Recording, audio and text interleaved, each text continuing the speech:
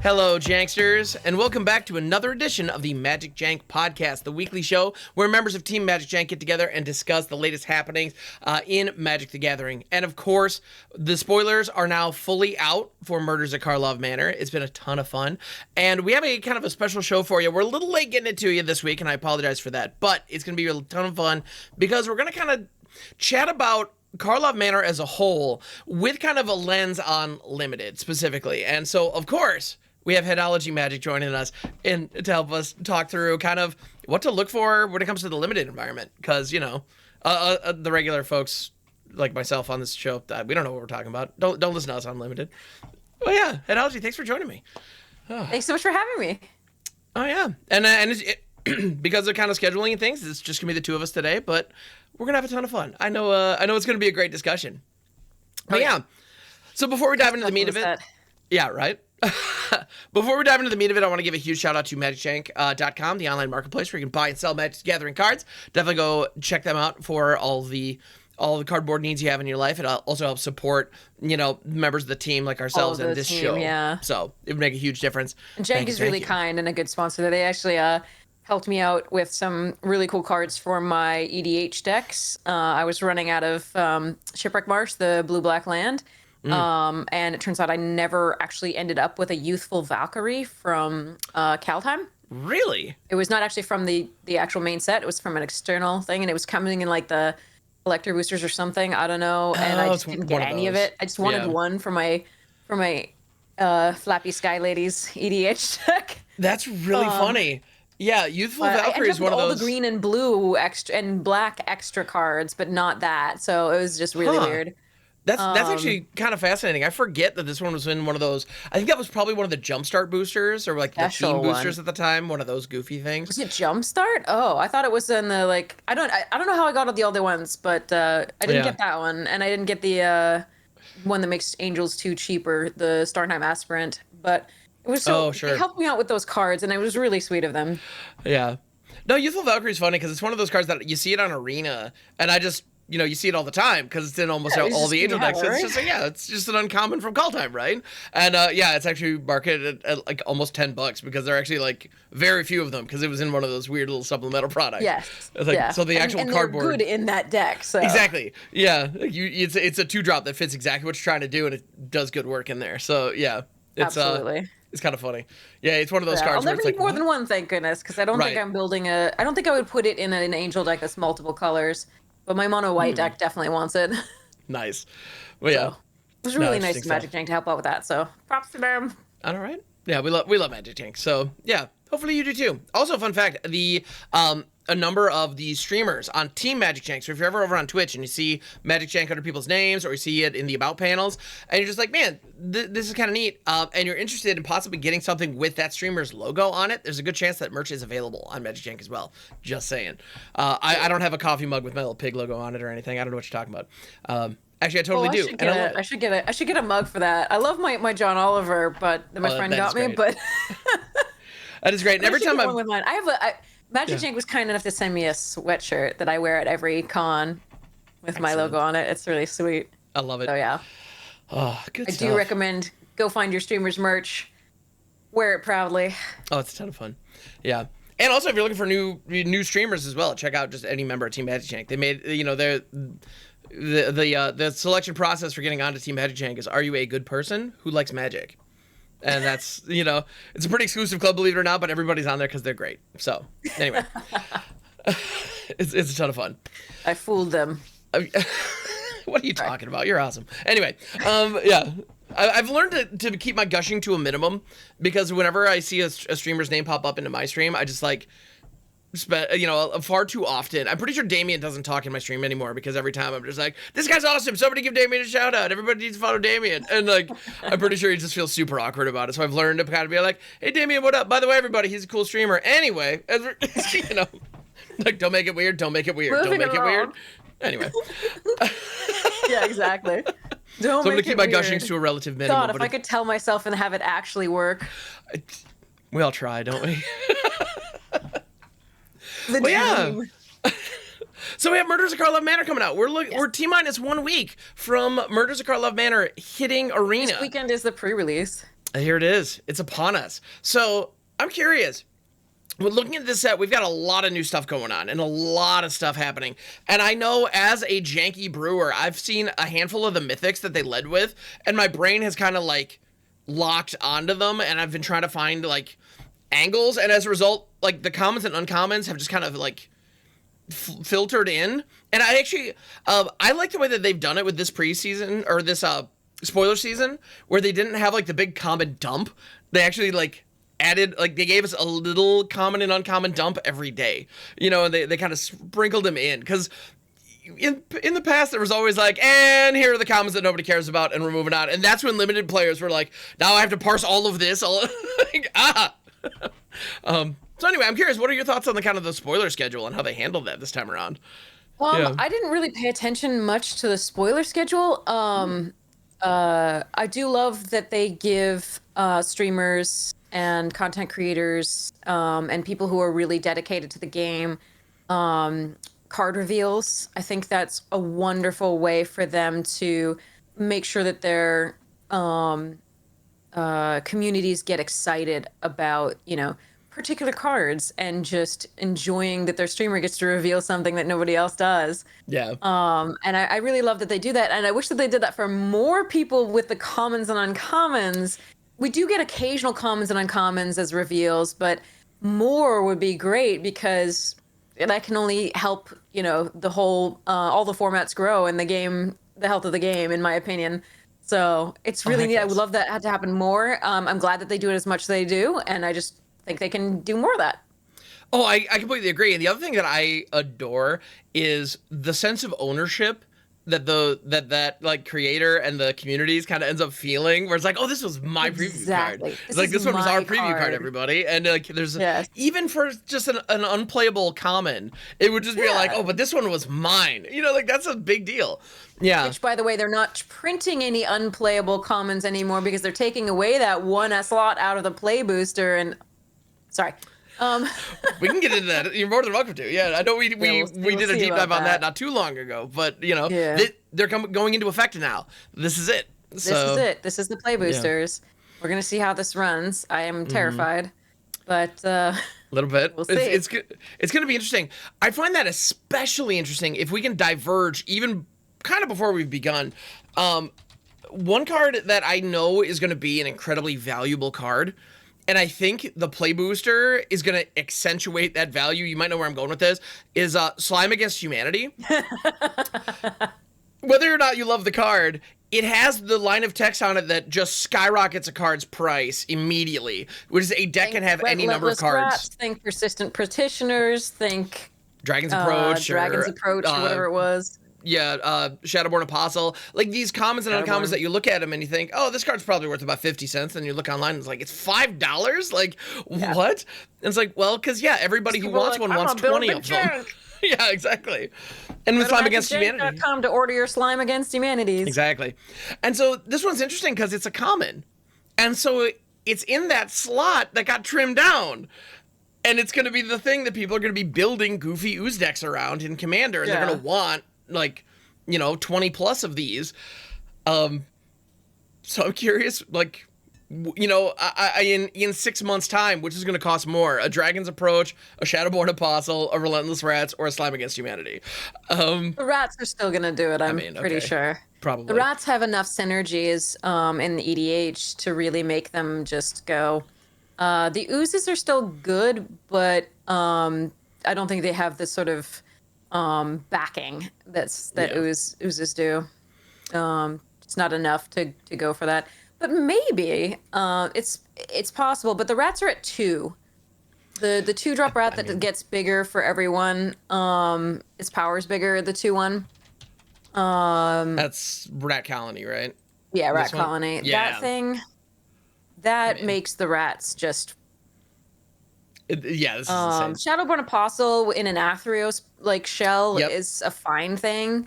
So those are still going to have value, but the Ooze being a 3-mana sorcery to put a 2/2 into play at first is a little less crazy. Yeah, and it will grow. I think it was very clever how they designed this because,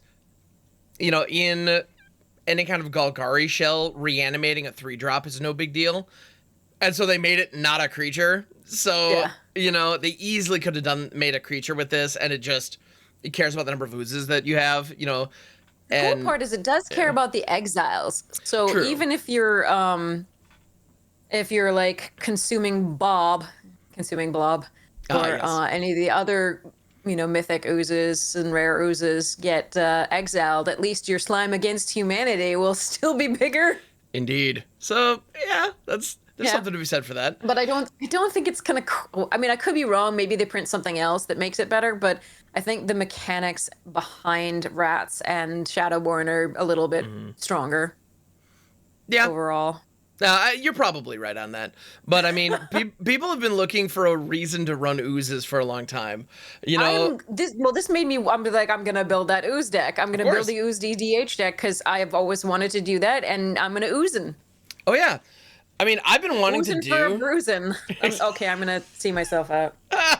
What are you talking about? That's awesome. No, I've been wanting to build some flavor of full-on like ooze kindred, because it's like ever since I saw this card, biogenic ooze. Yeah, this thing's amazing. Like, but it's Consuming not. Blob is the thing. was good too. Remember that one? Which one? Consuming Blob. Consuming Blob. Yeah. See if we can find that one. I forget what it does again. Ah, yes, Midnight Hunt. This one, it's the Tarmogoyf that splinters and creates copies of itself, which was always a really cool idea. Fun fact, still legal and standard, by the way. Oh yeah. Yeah. It didn't rotate. It didn't rotate. Yeah. No, and this one, I'll never forget this because I tried building around this shortly after it came out, and in every single situation, I found myself realizing this should just be a Seeker's Chariot. Yeah. You know, back when that was legal and standard. And I tried running them both, and it's just like, no, this is just a Seeker's Chariot deck that has this bad 5-drop in it. Like, like, oh, this is not what I wanted at all. That I think is really good, and there's a couple rares that are decent. But yeah. But it can be done. We can ooze along. Ooze is one of those creature types where there's been just enough support, so it feels like there should be something there, and it just hasn't been. And so I feel like Slime Against Humanity might be the glue that ties that whole thing together. And whether or not it's good, people are gonna build it. You know, it's gonna. Yeah. So yeah, this is gonna be interesting. Favor mono green, which means that there's a lot of stuff that you have to build and indestructible stuff, like you have heroic intervention and all the other stuff to protect your oozes. But mono creature decks tend to be, and that's what that would be for the most part. Even though it's a sorcery, it is a creature-based deck. Right, totally. Tend to be a little bit more difficult to make happen without draw, and oozes don't draw. No, not generally. Sort of. But this gives, I think a lot of people are going to be running Eve with this. Eve Progenitor Ooze. Yeah. If you haven't played with Eve, it's not good, but it's so fun. Yeah, this is one of those cards. If you have not rocked a turn where you just like spat out 12 Eves, you have to jump through so many hoops to make it happen. And 90% of the time they will have the Wrath. But man, it's delightful. And Slime Against Humanity could be a part of that deck. I love the ooze. So before I talk about like the comment, but first let me talk about the mechanics. Yes, yeah, no, please. We should talk about the rares and mythics really briefly, so you can introduce me to them, because I just got through with a set review on, a limited set first look, which means I go look through every single uncommon and common on my stream, and I talk through them and see when we would take them in the picking rank order and what synergies and cool stuff's going on with it. But I didn't get to the rares and mythics because those matter less for limited. You're going to see them, and oftentimes you're going to want to take the rare or mythic because it's just going to be a powerful card, so it's kind of a no-brainer. Sure. But whereas the commons and uncommons have a little bit more mediation going on with how to value them. Absolutely. But the mechanics. So where do we want to start mechanic-wise? So let's start with essentially they're new mechanics, but they're returning mechanics. Yes. So let's start with the variation on morph that they call disguise. All right. But yeah, so pulling up just kind of a one example. We have Defenestrated Phantom here. Yeah. Yeah. So, Which actually probably decent for limited, but yeah. Defenestrated Phantom. Well, Yeah. first off, let's look at the flavor of this. Did you throw a ghost through a window? No, I don't think, I don't think they've thrown the Or ghost did through you kill the a window. person by throwing them through the window and then they became a ghost and part of their ghostliness is the shards? I don't know. Of the window that they broke through? That's a great question. Because, yeah, this definitely looks, or is this, maybe this particular Phantom is a bit of a drama queen and they got killed by being thrown out a window and they're like, making an entrance by bursting through the window, which I'm sure, if they have other ghostly friends, they're just like, ugh, he's just doing it again, like breaking the windows. Just entering. We're gonna have to replace that. To make Come on, man. Grand entry. Yeah, and yeah, because it's like, no, but it's my thing, because I got thrown out a window. Though, which suggests that maybe this ghost has decided to kill others in the way that it was killed. Who knows? Ooh, perhaps. Or maybe it was listening in near the high windows, because never parlayed. Maybe it'll hear it. I don't know. Anyway. Yeah. Okay. Interesting.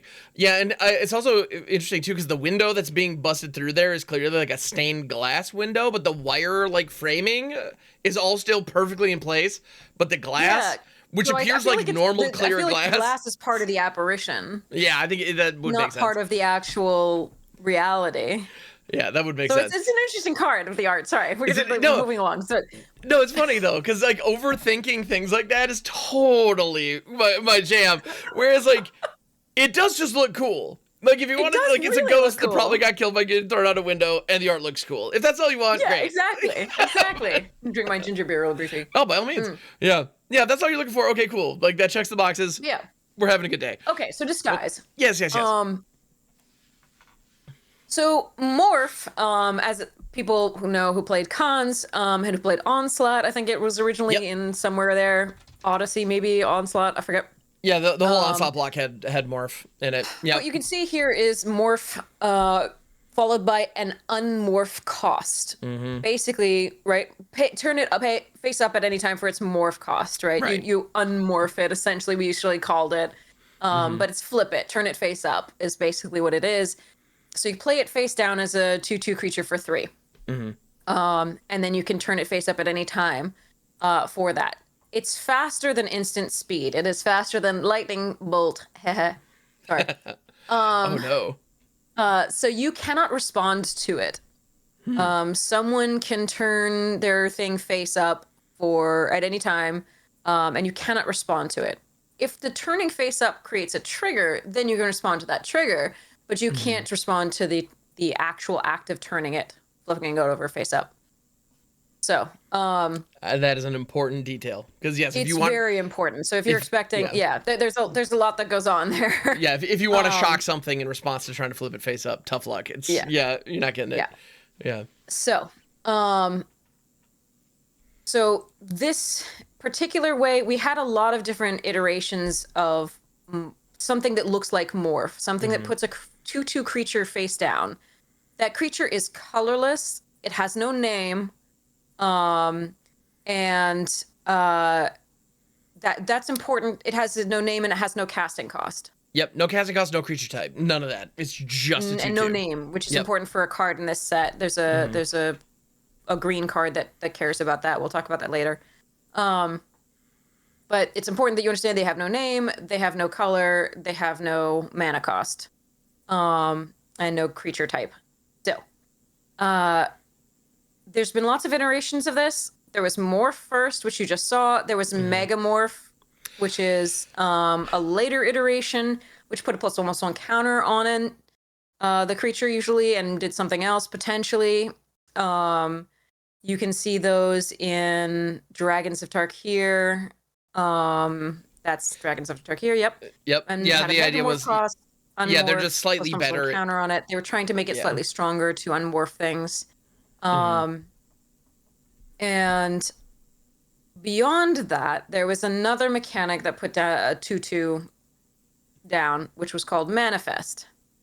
And what that meant was you took the top card of your library and you put it face down. Usually. Yep. Or someone does. It's not necessarily you every time. It could be your opponent. In the case of Reality Shift, which is a card that If you play Commander, you may have seen this. It's Yeah. very important, yes. Mm-hmm. And if that card is a creature, you could turn it face up for its casting cost, its mana cost. And if it wasn't a creature, it would always stay face down as that creature, as the 2/2. Mm-hmm. It would not turn into itself, right, as a spell. And notably, only you, the owner of this card or the controller of this card, can look at it. Your opponent will have no idea what it is. So exactly. Yeah. And yeah, there's always when the threat both of of these activation. were in the format, what you would need to do is indicate which was a morph, which was a manifest, and which came into play first of the morphs, for example. So you had morph 1, morph 2, morph 3. Because there was always that shell game of, okay, which one do I kill? Which one did you play first? Did you play your more valuable one first, which is less likely because you think I'm going to use my removal on that, etc. So there's a shell game that goes on. And you had to announce whether it was manifesting or morphing. And that's going to be important here too. Right, because if a card is manifest, it may have a morph cost, or it may not, and exactly. you're not going to know. And yeah. if it were manifested and it did have an unmorph cost, you could unmorph it or pay its mana cost to turn it face up. That's important too. Absolutely. For this. So back to the Defenestrated Phantom. Sorry. No, you're good. Absolutely. Now we have something called Disguise, and we have another thing called Cloak. Both of those things are versions of Morph and Manifest. This is Morph, but they decided that adding Ward 2 would make the morphs more playable. We'll talk about whether I agree with that later. We can get in. Yeah, I'd love to get into that. Absolutely. So here the 2/2 creature has Ward 2, which means that if an opponent would target it, they have to pay 2 to have their spell resolve. Otherwise, it will be countered. Their spell or ability. Yeah, and notably, that's a trigger at the moment it becomes targeted. Yes. And it would be countered, as you're saying. So if the piece of whatever you're targeting cannot be countered, you could ignore the ward. Yeah. When that's important on Arena if you're playing, because Arena will ask, do you want to pay the ward? And you need to say decline if your spell can't be countered. Yes, so it'll give you a Arena will second. ask you. Yeah, but They won't be just aware automatically do it if your spell can't be countered. And there are removal spells in this set that can't be countered. There was a removal spell in a previous set that can't be countered, which was Heated Debate from Strixhaven. Right. That, and in Strixhaven, there were things with Ward as well. And so Heated Debate, Arena would ask you, and you would have to say decline to pay the ward cost. Because it wouldn't matter. So and we also see it with right. Yeah, and it always says this includes the ward ability. Yes. Yeah. But it wouldn't say that on Arena. That reminder text was not on Arena. So a lot of people paid the ward anyway. Which you're allowed to do. Yeah, and if it's late in the game and limited, and you've got a bunch of mana lying around, for nothing, that's also sure. possible. Right. You do you. Yeah. But the one that you might see in Constructed is Voidrend. But yeah, Voidrend is the other one that sometimes comes up. With this text, you may have faced off against this, and it gets around ward as well. Yeah. Yep. So, they made the 2/2. The only difference between this and Manifest and Ward, Manifest and Morph. Morph. Yep. Is that you have to pay the Ward 2. That's the only difference between this and the others. Every other thing is the same. You're going to get a Morph cost, which is a disguise cost, or a cloak cost. Right. And then you'll go from there. For cloak, there's the rare that I know of. There aren't that many of the cloaks. Right. In the commons and uncommons. Actually, it looks like It's they're just only rares, which is really makes it interesting. a rare, yeah. The one that There's the a one that really I find crazy blue artifact that is the cloak. yeah, the cryptic cloak, Yeah, cryptic cryptic coat. coat. Yeah. Yeah. So this is a very gross card in limited, as many of the rares will be. But this one's pretty sick as far as rares go. Whoa! All right, yeah, Yeah. this is actually I haven't read this one yet. So cryptic You're coat. welcome. Yeah, I know, right? Holy cow! So artifact equipment, 2 and a blue. When it enters the battlefield, you cloak the top card of your library, then attach cryptic cloak to it. So you get a 2/2 with ward, and then this. So you're kind of getting almost that like living weapon kind of thing, where it's an artifact entering and you get a body on it immediately, or for Mirrodin if you're Yes. newer, new school. And then equipped creature gets +1/+0 and can't be blocked.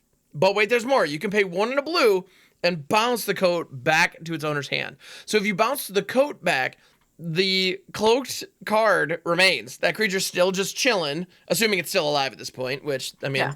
may or And may you not can be the keep case. making more. Yeah, exactly. And so it is a creature producer, and on top of that, once that card has, is on the field, you can flip it face up, and if the coat is still attached to it, when you do the disguise cost to, unmorph it, flip it face up. The uncloak Uncloak cost, it, whatever the basically. is may be. The coat remains attached to it. Manifest. When you flip that card, it's not leaving the battlefield and coming back. It is still what it is. So any auras on it, any equipment on it, it just maintains them. And So this card is pure value generation. Additionally, making something unable to be blocked is pretty crazy. You'll note that it doesn't have an equip cost. Oh, so once it's on the field, you can't put just this on just random creatures you already control. You have to manifest something. Oh no. Cloak something. Yeah, shucks. Yeah, I think I'll be you okay. have to manifest something to do it. But it is just pure value generator, and it can get in for the plus points of damage in limited. This is a gross card. I'm not going to be happy to see this across the table for me. This is incredible because every set has at least one card where it's like, man, my deck did everything right, but they just had X. That card. You know, whatever that card is. Like in Crimson Vow, there was Toxrill. There we've seen Sunfall. Like there's that one card where it's just like that one rare. They just freaking had it. What was I supposed to do? The good thing is there's lots of artifact and enchantment removal in the set. For white especially has one of the best ones, but we'll talk about that in a second. Okay. So Cryptic Coat is a card. So that's Cloak. Yeah. Where you put a 2/2 face down. If it's a creature, you can turn it face up for its cost.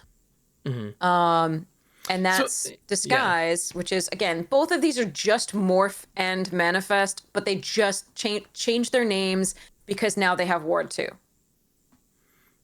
Most Morph creatures and Manifest creatures do not have Morph, the Ward 2. Right. Ward 2. Well, and I think, for my personal opinion, I do agree that they needed to power it up. Like, Morph was never going to survive in 2024 as it was. Paying 3 mana for a vanilla 2/2, that was already behind rate back in 2003 or whatever, 2002, or, when it first came out. And it's just like, well, the payoffs were just worth it in some cases. So we just sort of did it. Often worth it. Yeah, but now, I mean, the idea of, I'm effectively going down 3 mana to be able to activate some other mode on a thing later on, and it dies to cut down. So, like, in constructed. In constructed, Morph would be like dead on arrival. There's no way that it would see play, none whatsoever in the current. If you're building for standard, I maintain though that if you made a vanilla 3/3,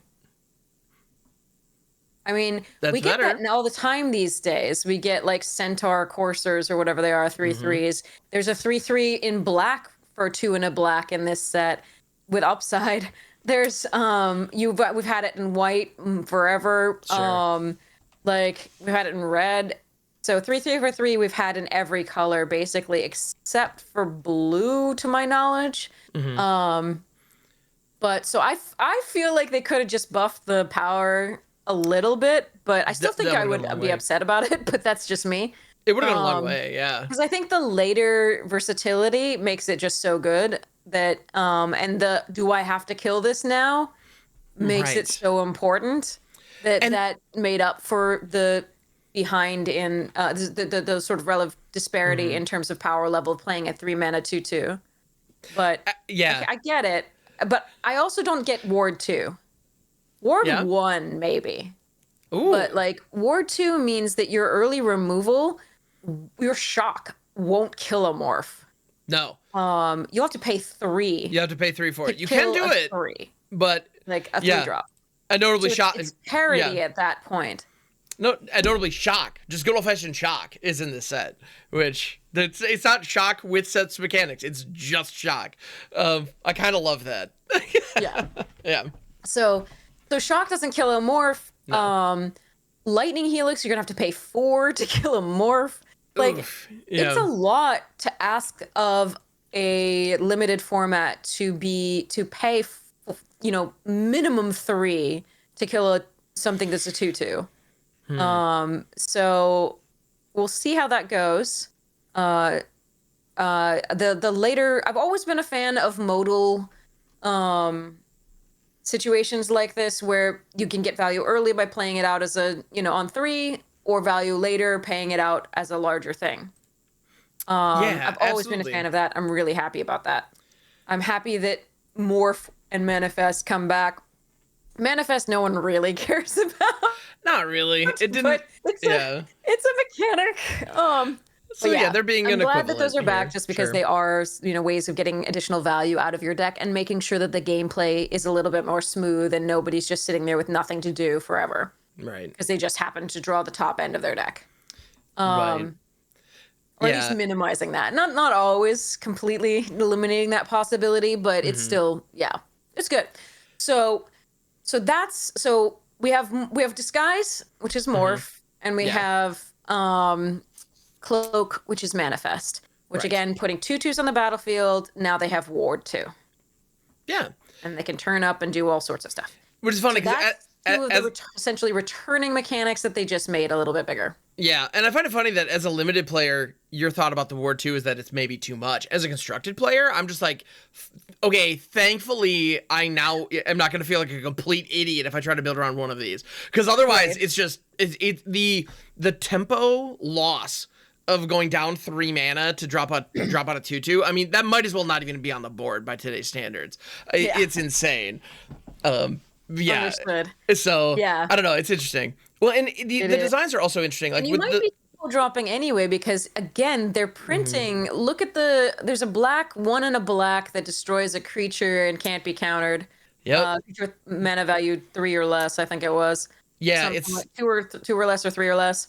Yeah, it's called it's called, and that's just gonna make the morphs also bad. Yeah, Long Goodbye is gonna absolutely. It's strictly better eliminate, and it's coming in at uncommon. Yeah, Yeah. this is gonna the number of does it eliminate morphs. exile or does it destroy? Let's destroy. Oh, gross. Yep. Yeah, they power crept a bunch of things. We'll talk about more of those. Oh yeah. Including evolving wilds, by the way. Yeah, they did.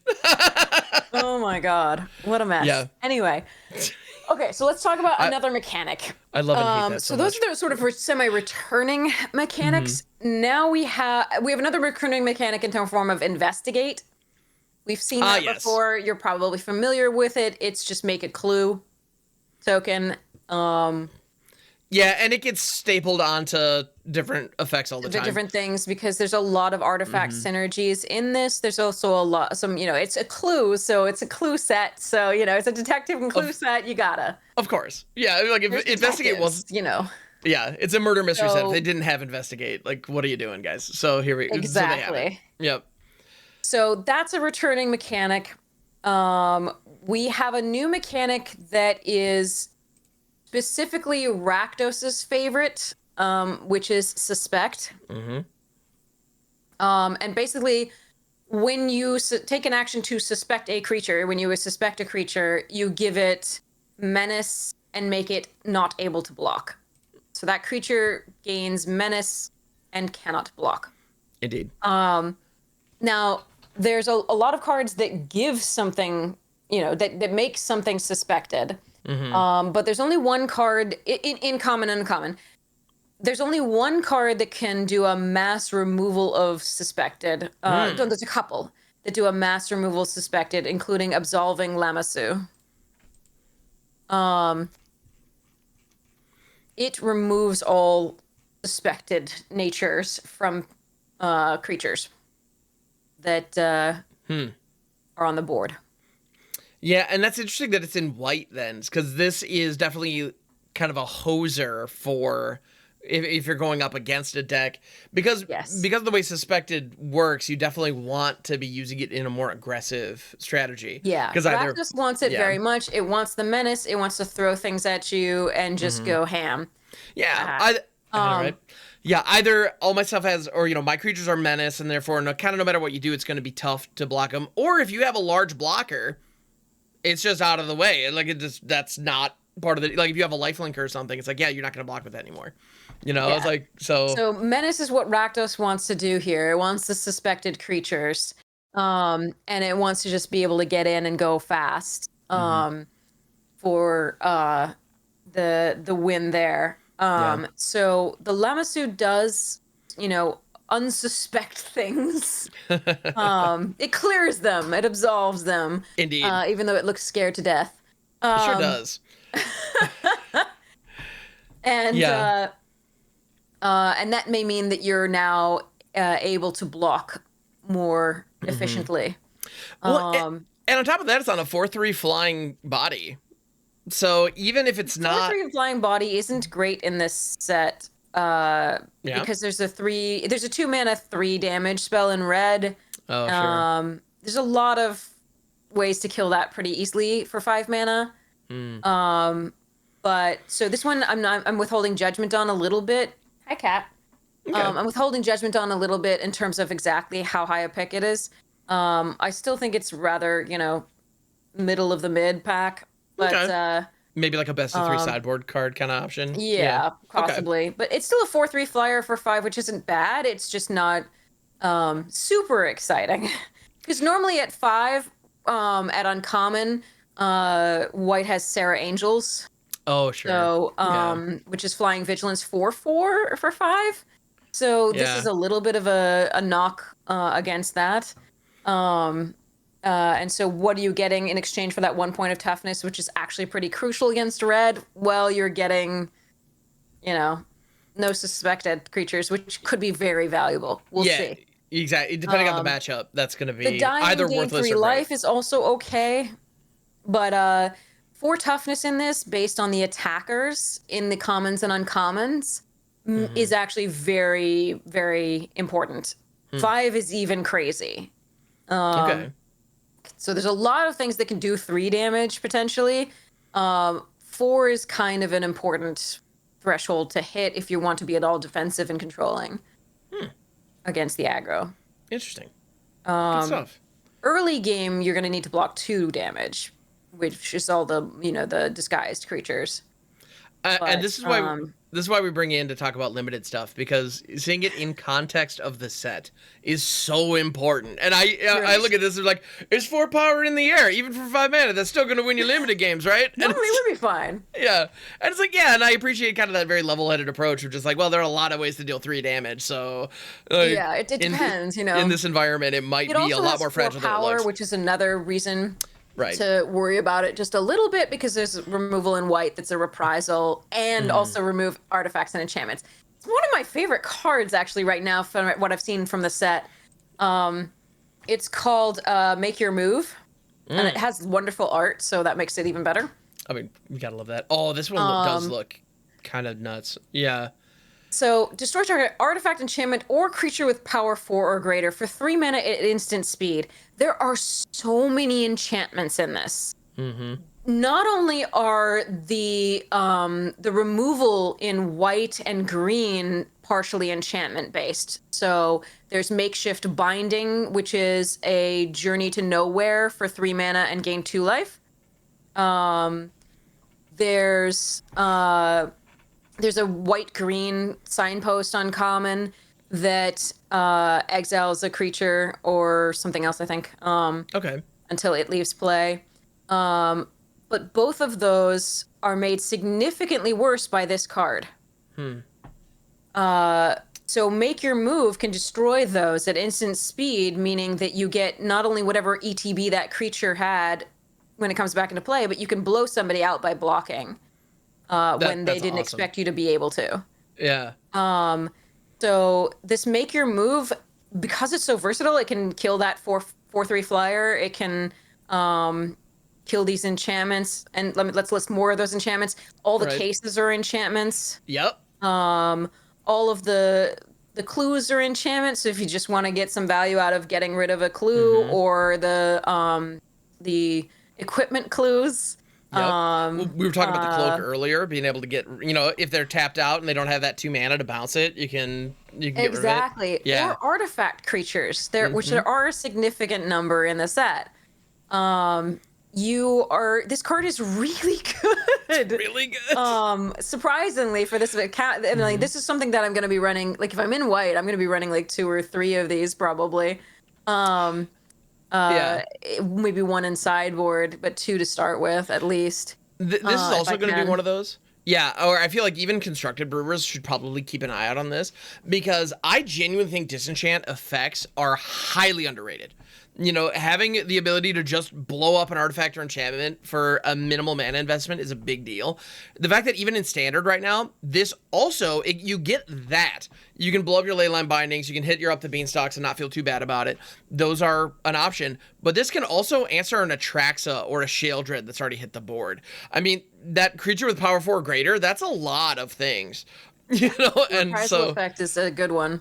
It really is. And it's one of those that when you see these, when you see that effect as like a modal option on like a 4-drop, like that's just not quite going to cut it. And maybe in certain limited environments, it could get some work done, but it's a little much. But alongside a disenchant for only 3, and it's very splashable as well. So I don't know. I'm with you. Makes me terrified to run things like makeshift binding, and what's the? Let me give you the other one after you find that. Yeah. The other one that makes me upset about is Buried in the Garden. Ooh, okay. It's just the problems with these is getting blown out. Like it's so brutal. You're always gonna just live in fear when you play these, and they're the best of the removal to some degree that's offered to you in white. There's 1 more piece or 2 more pieces in common, uncommon that are interesting, but yeah. You're just gonna do they have it? If they don't have it, then you're great, but the other thing to worry about there a little bit is pick your poison, which is in green.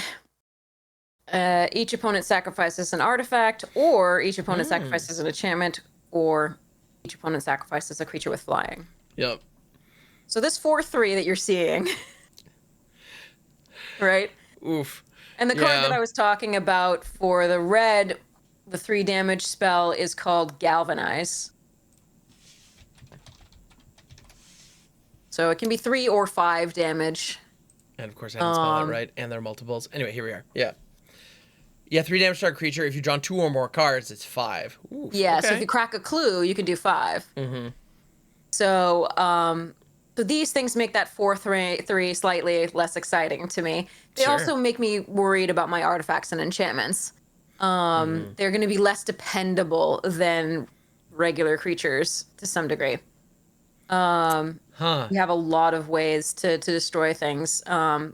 So Gearbane Orangutan is actually one of the things that I think is going to overperform based on what it originally looks like. I like this card. It's a 2/2 with reach for 3, which normally not a great return on investment. Yeah. But you can destroy an artifact, which are already really powerful in this, right? Destroy that rare cloak, right? Coat. And then, or you can sacrifice an artifact to make it into a 4/4.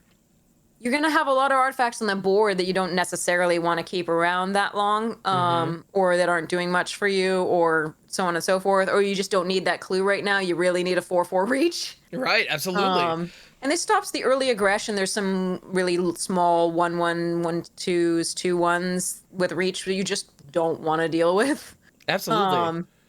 So yeah, get a it's just an interesting one. little quasi kicker where, you know, if you have an artifact, yeah, 4/4 reach for 3.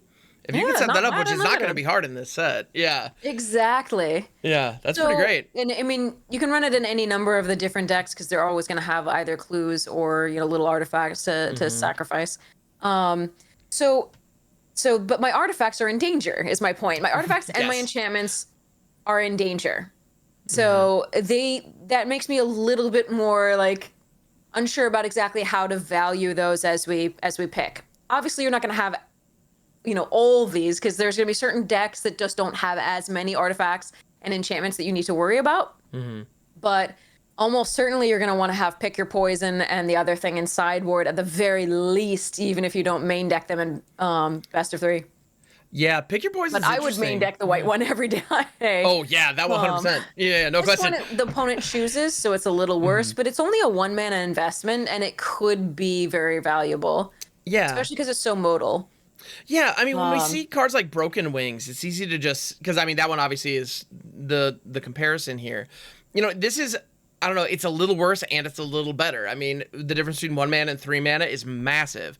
But a difference between an Edict and Target is obviously also massive. Yeah. So, yeah, it's one of those where in the late game, this is significantly worse. But in the early game, like, you know, if your opponent hits you with a, you know, with one of those enchantment removals that we were talking about, Binding or the Buried in the Garden, and that's their only enchantment, 1 mana, absolutely. Let's get, you know, let's get that out of here. Negotiate the game and navigate the game such that that you leave them with only one of whatever it is you're trying to kill. Exactly. And it's also, for green, this is actually really important because each opponent sacrifices a creature with flying. That may be the one thing that's doing 2 damage to you at every turn you just can't get through for, you know, enough. So it's just racing you too well. Yeah, how many times have we had that board stall up, but they had that one flyer and that decides the game? It's just, that one stupid Windrake that we just didn't have an answer for. Yeah. For my part, I'm going to probably be running, if I'm in green, I'm probably going to be running one of even best of 1. Sure. But the other one, the white, I'll probably run at least 2. If you get them, absolutely. Yeah, no, make your move, I think, is the real deal. This card looks insane. Oh yeah, this card is good. Also, I do love that art, like you mentioned. The chess pieces, like, oh, so good. Yeah. So we've got Disguise, we've got Cloak, we've got Suspect, and then the next one that we already had to investigate, of course, but the next one we wanted to talk about is Gather Evidence, Collect Evidence. Ah, yes. Yeah. So there are a couple of different ones for this one. Let me. Yeah, Collect Evidence. That's what it's called. So go Crime Stopper Sprite. Okay.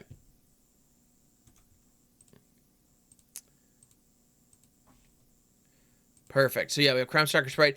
2/2 for 2 and a blue. As an additional cost to cast a spell, you may collect evidence 6. So optional kind of kicker thing. Flying, when it enters the battlefield, tap target creature. If evidence was collected, you put a stun counter on it. So, okay. That seems pretty solid. So what we're talking about here with Collect Evidence is a possible way to get value out of your graveyard. And oftentimes that's really quite nice. Now, blue doesn't have its usual, you know, caring about instants and sorceries in the graveyard. Right. So you're not removing that level of power from your deck by removing instants and sorceries. It's not negating any of that, which is nice. Yeah, so those Spellslinger decks aren't gonna, you know. Yeah. Like, yeah, exactly. Oh, my Crackling Drakes, although that would counts about exile, but in any event. Yeah. We're not doing that this time. No, it cares about exile. So if it cares about exile, we're fine. Then, right? Okay, great. Yeah, but exactly. It's not if like the other stuff. So like you're not gonna want to be removing stuff for your Mizzix's Mastery. You know? Exactly. Yes. Or based on the number that are in your graveyard only. But any of those threshold mechanics. So blue doesn't have that, so we're not worried about this. What black has is reanimation and getting stuff out of your like a couple cards out of your graveyard. It's normal raise dead effects. So you have to be a little careful about what you collect evidence, because collect evidence is in many of the colors. But you have to be a little careful about it in the black, just because you have to be to negotiate amongst the spells versus the creatures, etc. But most colors are actually going to get extra value out of collect evidence because you're going to be pulling the tiny creatures that you wouldn't be wanting to be reanimate anyway. Mm-hmm. Or the spells that you can no longer get out at all. Right. So the question of whether you use the collect evidence at any time is a really interesting one. You're going to have to, because if you have, and how many collect evidences you can expect to do through the course of the game, because many of the collect evidences are quite pricey. 6, right, is, a couple 3-drops have to have died for that to happen, right? Right. So, by the way, you cannot collect partial evidence. Just in case people are wondering. Got it. So I couldn't use this.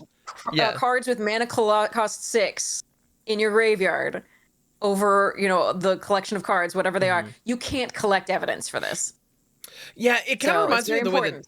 Yeah, that reminds me of the way crewing behaves. If a vehicle has crew 3, you can't just tap a 1/1 just cause. Right. And Exactly. But the flip side of that's true, where if you have, let's say in this case, I want to collect evidence 6 on my sprite, but I have a 3-drop and a 4-drop. Then I'm losing 7. That's fine. You can go over all day. One of the Yeah.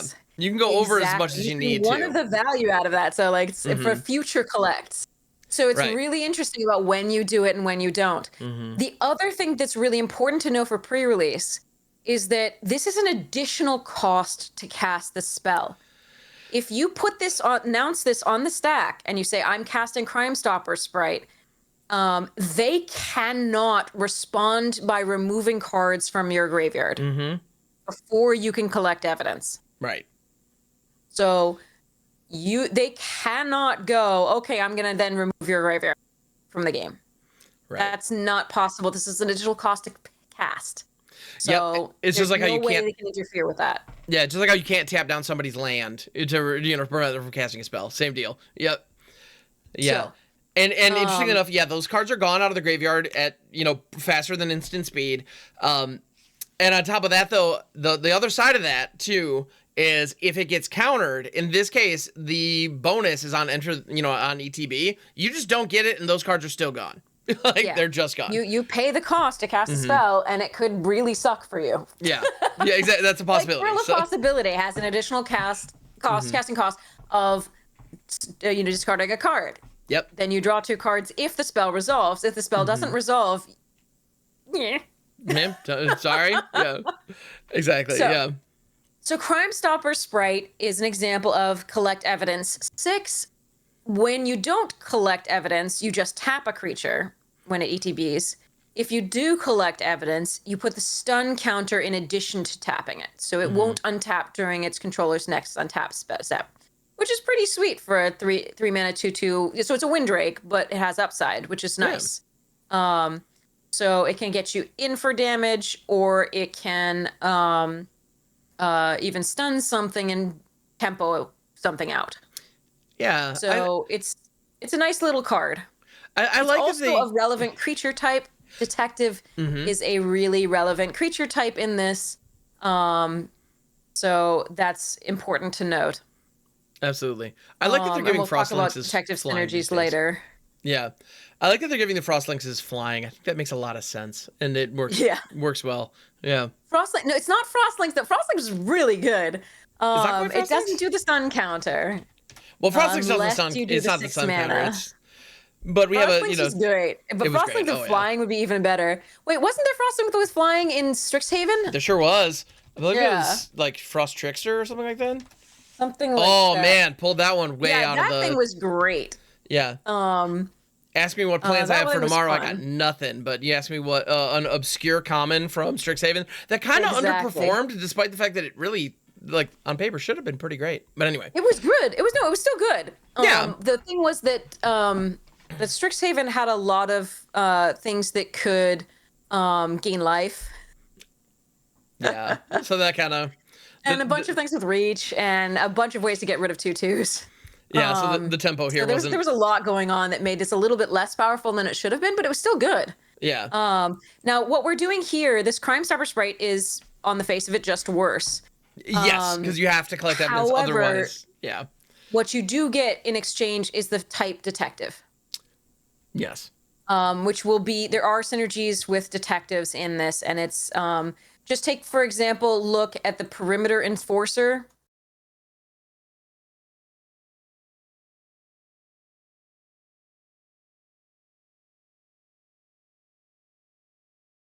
There it is. Yeah. So it feels kind of bad after we just have a, in the LCI, we have a 1-mana, 1/1 flying lifelinker with upside. Right. Or the That's bat, apparently which just is a thing now. 2-mana flying lifelinker with upside. 1/1. Yep. But it does do some crazy stuff because there are ways to put multiple detectives into play each turn. But, that's a detective synergy there. We detective have prowess is interesting. Yeah. Inside Source. There's a creature that will put a detective token into play. It's one of my favorites here. And it also will pump detectives, etc. There's a Detective Lord, which gives all detectives +1/+1 Private Eye. And this one, it's a homunculus, which I think is just a beautiful pun. Keep them coming, it's everybody. Freaking great, yeah. Love it. Fun.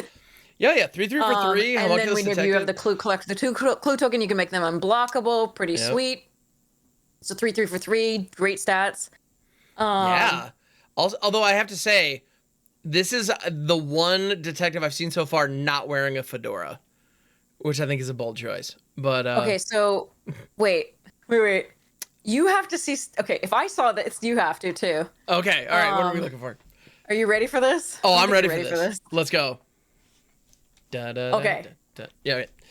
Are you ready for Sphinx Dash? Sphinx Stash? And Deerstalker. What? Agency Outfitter.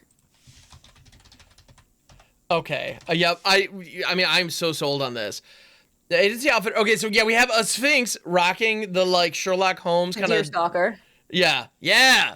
Oh, this is classic. I love it. Look at the stash. The stash. Wow. Yeah. Rocking the... Oh. It's what? It's so great. Yeah, I love it because this creature is part bird, part lion. So it has a walrus mustache. What? Why is that a thing? I don't know, but I love it.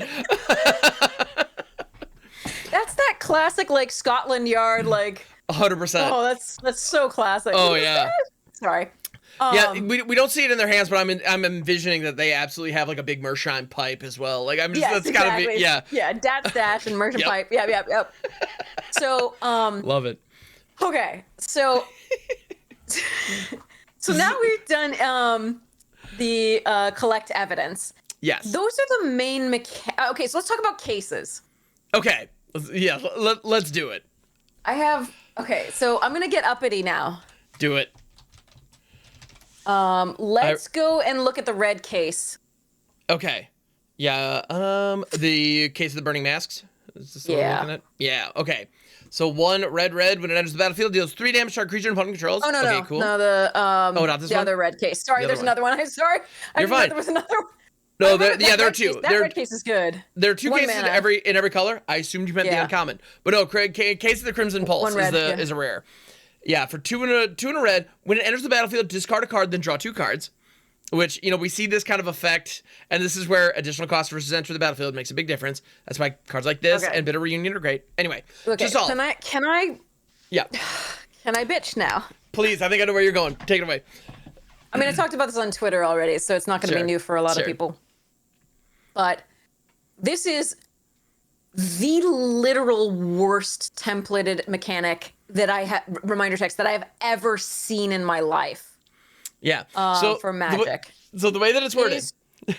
So awful. Yeah. It says, if unsolved, solve at the beginning of your end step. Now, that implies, number 1, that it can be solved at any time, which it can't. Number 2, that literally states that if it's not solved already, at the beginning of your end step, solve it automatically. Right. It's not clear that you have to meet the condition. Either. Yeah. Yeah. Okay. So as an English teacher, this makes me furious because there's no way that anyone who hasn't read the rules of cases, there's no way that they will understand this. There's no way for them to get into the game and understand this. Yeah. You have to know the rules of cases. It's so brutal. Yeah. What happens here is that to solve and solve have their own rules. To solve is checking a condition. And solve is checking a condition, and to solve is naming a condition that has to be met. So you can only solve a case at the beginning of your end step. You can do it at no other time. When you reach your end step, a trigger goes on the stack that checks whether you have met the to solve condition. And if you have, on resolution, because it will check twice, it will solve the case. Checking twice means your opponent has a chance to respond. So, for example, with this case, right? Let's say that at the beginning of your end step, you have no cards in hand. The trigger will go on the stack here to check for the to solve condition, whether you have no cards in hand. If our opponent responds by making you draw a card, for example, not that they would, but if maybe, that's an option. You would not solve the case because it would check on resolution. So it checks twice. Once when you go for the trigger, and once when it resolves. So. Yeah. But nothing about this is intuitive. Now, once a case is solved, it remains solved. You will have this enchantment on the board solved. You'll get at the beginning of your upkeep, discard your hand, then draw 2 cards. Every upkeep, that will trigger. That will be a static that will, like untriggered and things, whatever the version of it is, whatever you get here for a solved case, it will be solved. The only way that a case will become unsolved is if you literally take it off the battlefield and put it back into the battlefield. That's a new entity. Right. You can't, there's no card that says this is unsolved now. There's no way that it reverts back. It's not a thing. So, but this card makes me so angry because it's not hard to phrase it the correct way in Magic templating. It does require a few more words, but it's so bad. Yeah, I completely agree. So I'm a total rules lawyer, and I get into the pedantic details all the time. And just reading this, none of that's intuitive. If I hadn't watched the stream where they unveiled these and they actually broke that down, I never would have thought in a million years that it was a triggered effect. Yeah, because that's not clear at all. Nope. Because honestly, the wording should be something. At the beginning of their upkeep was of your end step. Sorry. Yeah. At the beginning of your end step was supposed to, but what? But it doesn't start with when or whenever, which are really key words for triggering, to identify that it's a trigger. And with plenty of cards that say at versus when, that makes a difference. And this says neither of those. So what the heck are we working with? And it's funny too. To be in the same set as a mechanic like Disguise, where it just happens immediately. There's no trigger. There's no nothing you can respond to. So the fact that this does have something you can respond to, but it's not clear. It's what? Yeah, it is very odd. I just care that the wording is that bad. Yeah. Because it makes it completely inaccessible to new players. And this one is completely inaccessible to anyone who reads English. Kinda, yeah. It's just not even players who have played the game forever are you mean I have to read this whole other description of what these do in order to know what this card does? Yeah. That shouldn't be the case with a card game that you're supposed to be able to read the card to explain the card. Exactly. Honestly, that was a beef that I had with Planeswalkers when they first showed up. Like, even as a veteran player, they're so ubiquitous now that everybody understands how they work, and it is what it is. It's just a part of the game New now. players require still explaining. You're right. It does. Yeah, absolutely. And so it's one of those where, like, when you understand the basics of, like, tapping lands, attacking, blocking, power, toughness, once you kind of have all the basics, you still look at a planeswalker and be like, but what's going on here? What do you do with this Yeah. thing? And with plenty of other mechanics, even kind of really weird esoteric ones like battles and things like that, or sagas, like they're pretty intuitive, and a little bit of reminder text can guide you along, and you can use them. And it's okay. But yeah, there's so many. Yeah, you don't really get any of that. You literally I had to read the rules twice. Like I had to go read the rules twice because they didn't make sense for what I was reading on this, and I was just like, "Are you kidding me?" Yeah. I didn't see the stream where they introduced them. So I didn't know. And I read this and I was like, and 8 people that I talked to were like, oh yeah, it solves automatically. And I'm like, nah. Like, actually? Yeah. Like, I can see why you think that. Too. And I was just like, I gotta bust your bubble here. But, so these are cases. They're really cool ideas. They're like a saga, but not. They do tell a story to some degree of a case, which is kind of cool. But I really hate that they did it that way. It is infuriating. And I know it's not a big deal overall in the grand scheme of things, but it would have been so easy to fix, in my opinion, that it kind of feels like an insult that they didn't spend the time to do that. Yeah, I feel actually make it read properly. Yeah.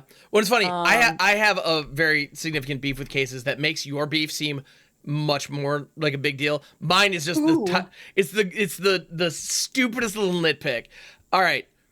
My minor context. My dad actually worked in newspaper software for a long time. So I'm the son of a typesetter, right? And so margins, kerning, leading, all that stuff makes a huge difference. Yes. Why in the world does the T on the to solve, which is on every single case, by the way, so close to the art, it is practically touching. I think in paper it will look like it is actually touching the art. Yeah. Give me another card in another game ever, anywhere, where you have rules text that is coming into physical contact with the artwork. Ham? Yes. I can't unsee this, and I hate you. I'm sorry. I it was the first thing I noticed. It was bothering me, but it was like it was subconscious, and I couldn't really articulate it, and I wasn't that upset over it. And now there's no margin. Why is there no margin?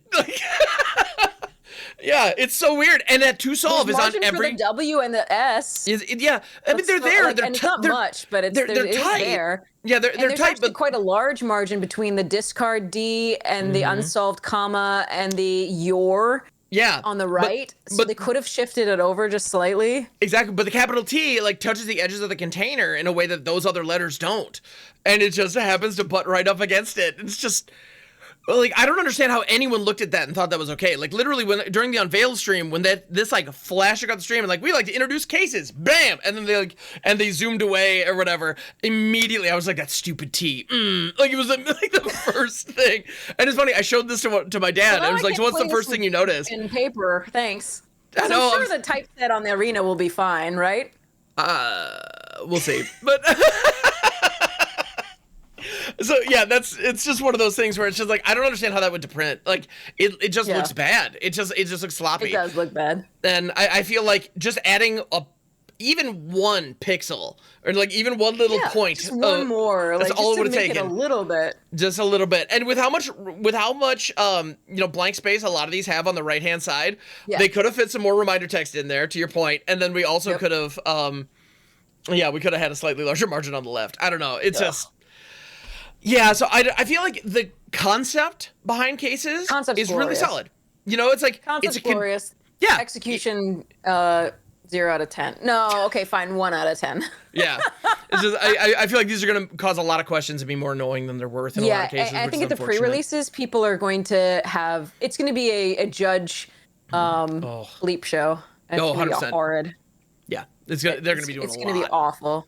Yeah, they're going to be answering a lot of questions about those. Okay, so recommendation for anybody out there who is going to a pre-release, calling a judge does not mean somebody did anything wrong. No. Or it's not meant to make you feel bad. Call a judge whenever you have any doubt. Just ask a question. Don't let somebody steamroll you saying they know exactly how it works. If you have any questions, just call a judge. Yeah. That's what they're there for. They're going to be working really hard, so show them appreciation this weekend. Absolutely. Be nice to your judges. Yep. Dear Lord. It is a thankless job, and they're working their tails off to make sure that events run smoothly. So show a lot of love and respect to your judges. Oh, God, I can't unsee it. Stop it. I'm sorry. I'm just going through the list here for folks on the video. I'm just like pulling up random cases just to show off how egregious that margin is. Well, wow, that so of actually is really close too. Yep. Yeah, absolutely. Well, it's funny you have the left justified novels on cards these days. Someone said that actually it would have been really good if they made these flip cards. Like, yes, this solved on the other side. That would have been amazing. On the other side, then you've got room for all the text that you want on the front side. Yep, you can have a nice fat reminder text. Do this crap. And you could also put, like, with a lot of sagas, you have like sorry, just pulling one up here. Like with a lot of sagas, you have these kind of like embellishments on the edge. I mean, you need to show the saga progression or the chapter progression, so that's something. But you could do something like that. You could, with the cases right now, there's no kind of border between the rules text. You don't even need a border. You just not necessarily. Just put the solved on the other side, right? Yeah, but yeah. So on the front side, when it's solved, and then you flip it when it's solved, and then you can use that mechanic. Like it's and you just I don't know why they didn't do that, especially when the rest of the stuff is so hideous and heinous. Yeah, and because at the end of the day, the problem that we have is just it's too crowded on the front. Yeah. And they use the back, so they couldn't actually tell you how it works. Yeah, they use the backs of the cards all the time. And then they also messed up the font stuff and arrangement. I mean, yeah, exactly. It's a shame because I think the concept here is so good. It's so good, but so that's cases. Cases, yes. Hi, kitty. Yes. Yeah. You want to introduce? So yeah, folks watching on the video, my cat Peas Blossom has decided to jump up onto my lap, and I actually have I finally implemented a proper cat cam. So yes, so if you're watching on the video, you can see my calico, and she's getting pets. So yeah, and you can also see her on my streams. Shameless plug, shameless plug. So yeah. Yeah, come see her on our streams. Say hi. Make Cam give her treats. Yeah, she comes up for cuddles all the time. So we yeah. So yes, she's my co-host. Anyway. So the other things I think I want to discuss pretty quickly are just sort of the mechanics of the synergies a little bit. I want to discuss the clue equipments. Yes. Okay.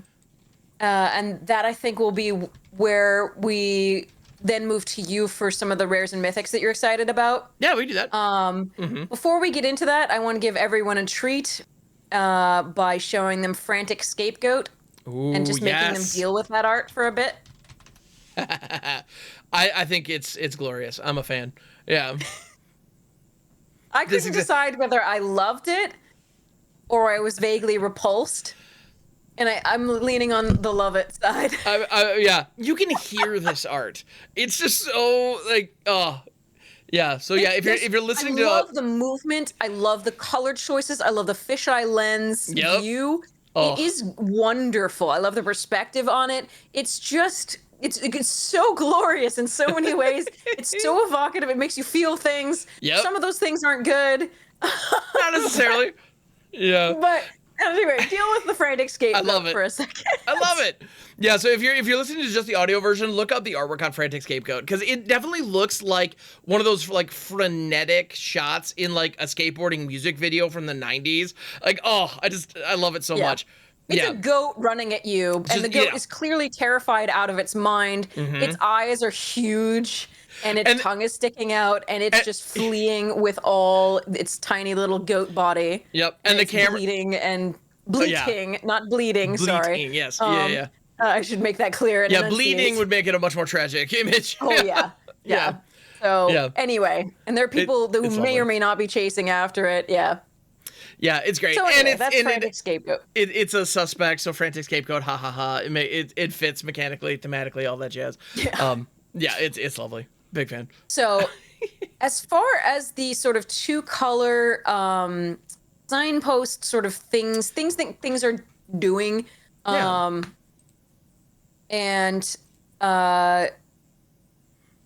these are Some interesting things.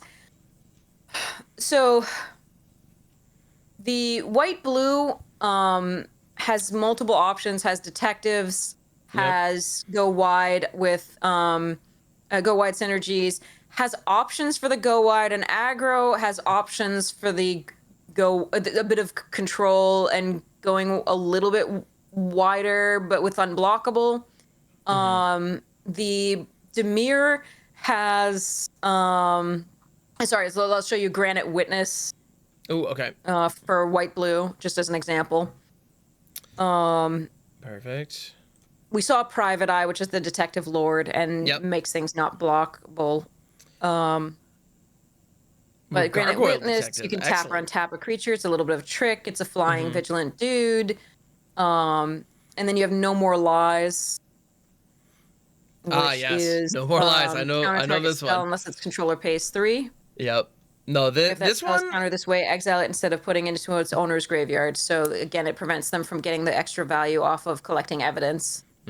I think this is one of those where standard players are gonna have to get ready for this one as well, because this Mana Leak's back, baby. Yeah, it's a mana Yeah. leak but it's white and blue, which does mean it's slightly less useful than mana leak. Right. But it does exile as opposed to put in the graveyard, and so graveyard synergies Yeah. So it's not strictly better deny or a little worse, bit. but yeah, it's Yeah. In this set, by the way, for limited, there's a lot of counter spells, which I'm not super happy about. There's basically a quench again, which is a miscalc. Counters unless pay 2. And there's No More Lies, and there's a few others. okay. So there's a bit of counter magic, as always with counter magic and limited. It relies on your being ahead in the game. It's pretty useless Right. later in the game. Oh, sorry, if you're behind. And so I'm not usually a huge fan of counter magic, but this is cheap enough, and to some degree you'll get a little bit of tempo advantage by countering something else they pay 2. Both of those get much worse as the game goes on, because they Yeah. can often pay the 3 or pay the 2. There will be a few times where this really gets somebody. But yeah, so this one, the Reasonable Doubt does suspect a creature, as well as doing the counter target spell. For it to be most useful, though, it's played on turn 2 or 3. And you might not actually have a creature to suspect at that point in blue, Right. if you're really in the controlling deck. So it's kind of a weird little thing. Yeah. I feel like this wants to be in some So kind of like mono blue or maybe 2-color like tempo shell, where you have a yeah, decent one there are a drop followed couple by things. this. So Yeah. there were a couple things where I questioned the design on these, and this is one of them. Again, you're gonna most likely play this on turn 3, turn 2, in blue, and you're gonna stop them from doing something early. That's gonna be the ideal play. The suspect up to 1 target creature. You're not usually gonna want to give your opponent's creatures menace. You're in a control shell, because that means you can't block them with whatever one big butter you put out. Right. Yeah. So, if and suspecting your own creature to give it menace, Also not what those decks generally want. that's Yeah. not usually you're not usually going to have a creature out at that point. Number 1, and number 2, your deck doesn't really care about that menace, because usually you're either evasion or evasive or something else there. So I don't understand the addition of the suspect in this particular shell, basically, where I expect this to be played. I don't expect that second line of text to be as good as I would like it to be. It doesn't make sense to me. The other one that doesn't make sense to me is the overrun. Not overrun. It's +2/+1. The charge. The +2/+1, and it has investigate. And I really don't like that. Because if I'm going to be playing the sort of inspired charge thing, the +2/+1 to all my creatures, I'm expecting to win the game. I'm not expecting to also pay 2 mana to crack a clue. Yeah, if the game continues after you played this, something's gone wrong. Yes. In limited, if you play this and you're still going on the game, that's probably not great. Like, Well, maybe if you blow them out and you've killed all their creatures and you're like, but I didn't kill you, I'll still get to draw a card next turn. I don't really like this. Yeah. it doesn't seem to make sense with what you're going to be doing. Now, maybe it's for a control shell and you're just blocking everything and then investigating, but I don't like that play with this. So these are two cards that to me don't make sense. Yeah, I feel like in terms of the tacked on ability. Yeah, the added value that you get, doesn't really match where you'd fit. What your deck wants to do in limited at that point. That is what they're trying to do. So, that's interesting. Unlike, the Inspired Charge that we had in Dominaria United, which made like something not able to block or gave trample. No, it gave trample. It gave trample. Oh, that was sick. Yeah, right? absolutely. That's exactly what you want if you have 2 extra mana. Cracking a clue. No. Yeah, unless you have like a creature online that cares about the however many artifacts you have or something like that. Yeah, like, maybe, but there's not that many of those. Yeah, so feel great. Again, it's a weird thing to tack onto that, and I don't understand it. But maybe I'll end up being impressed with the fact that it has investigated tacked on there, but I don't like that. Yeah, there might be like, I'm guessing there may be a synergy with like one other card. Like I'm thinking you have Kellen that can allow you to basically like free crack clues on attack, but then you'd have to use this in your pre-combat main phase, before declaring attackers anyway. But Kellens are rare, so we're not even thinking about that really. As a limited player, you're thinking about the synergies that will happen most frequently. Yeah, and this just doesn't have any that I know of. There might be 1 or 2 where it's just like you have an artifact and so it makes it slightly bigger, but not usually. So. Anyway, those are just my thoughts on those 2 cards. I don't understand them. That's interesting. From a game design perspective.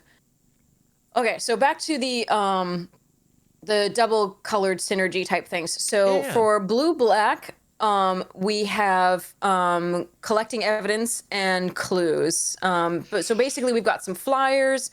We've got some tricky things, but mostly we're going to be getting, control-y and getting in there. Notably in both black, like if you're playing against both black and red, you have to be careful not to go below 4. Go at 4.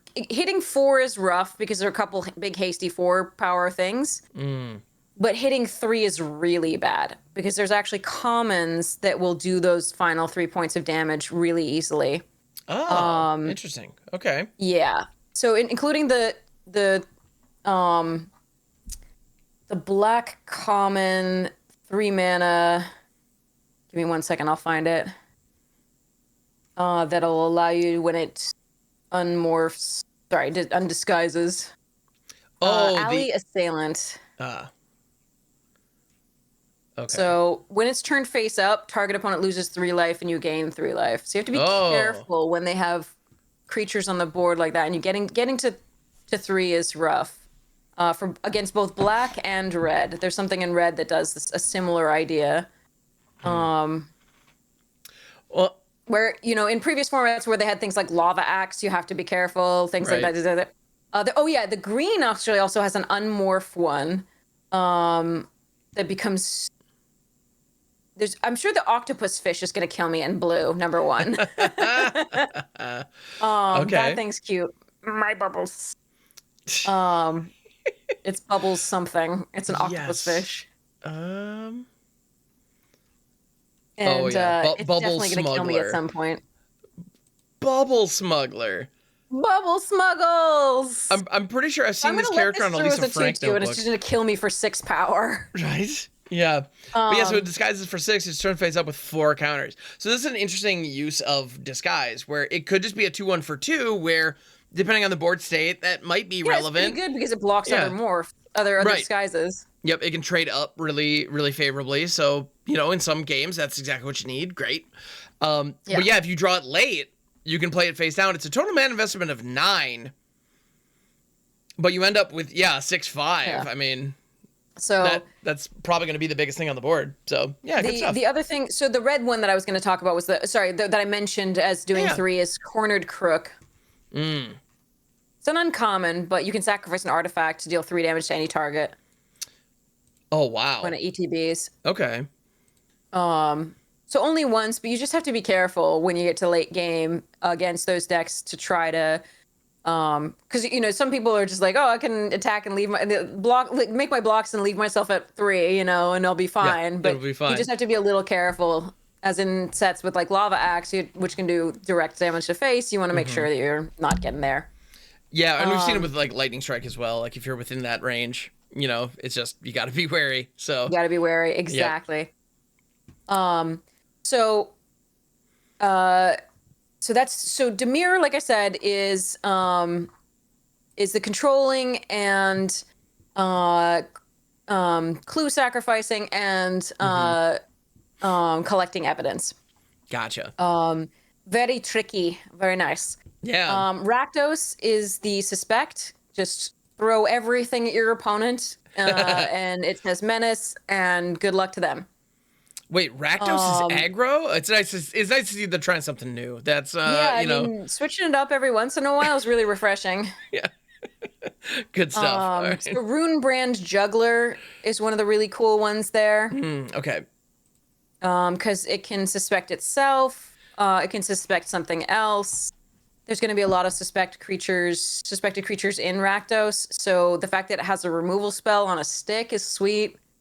Nice. Just a sweet card. Yeah. Just 2/2 for 2.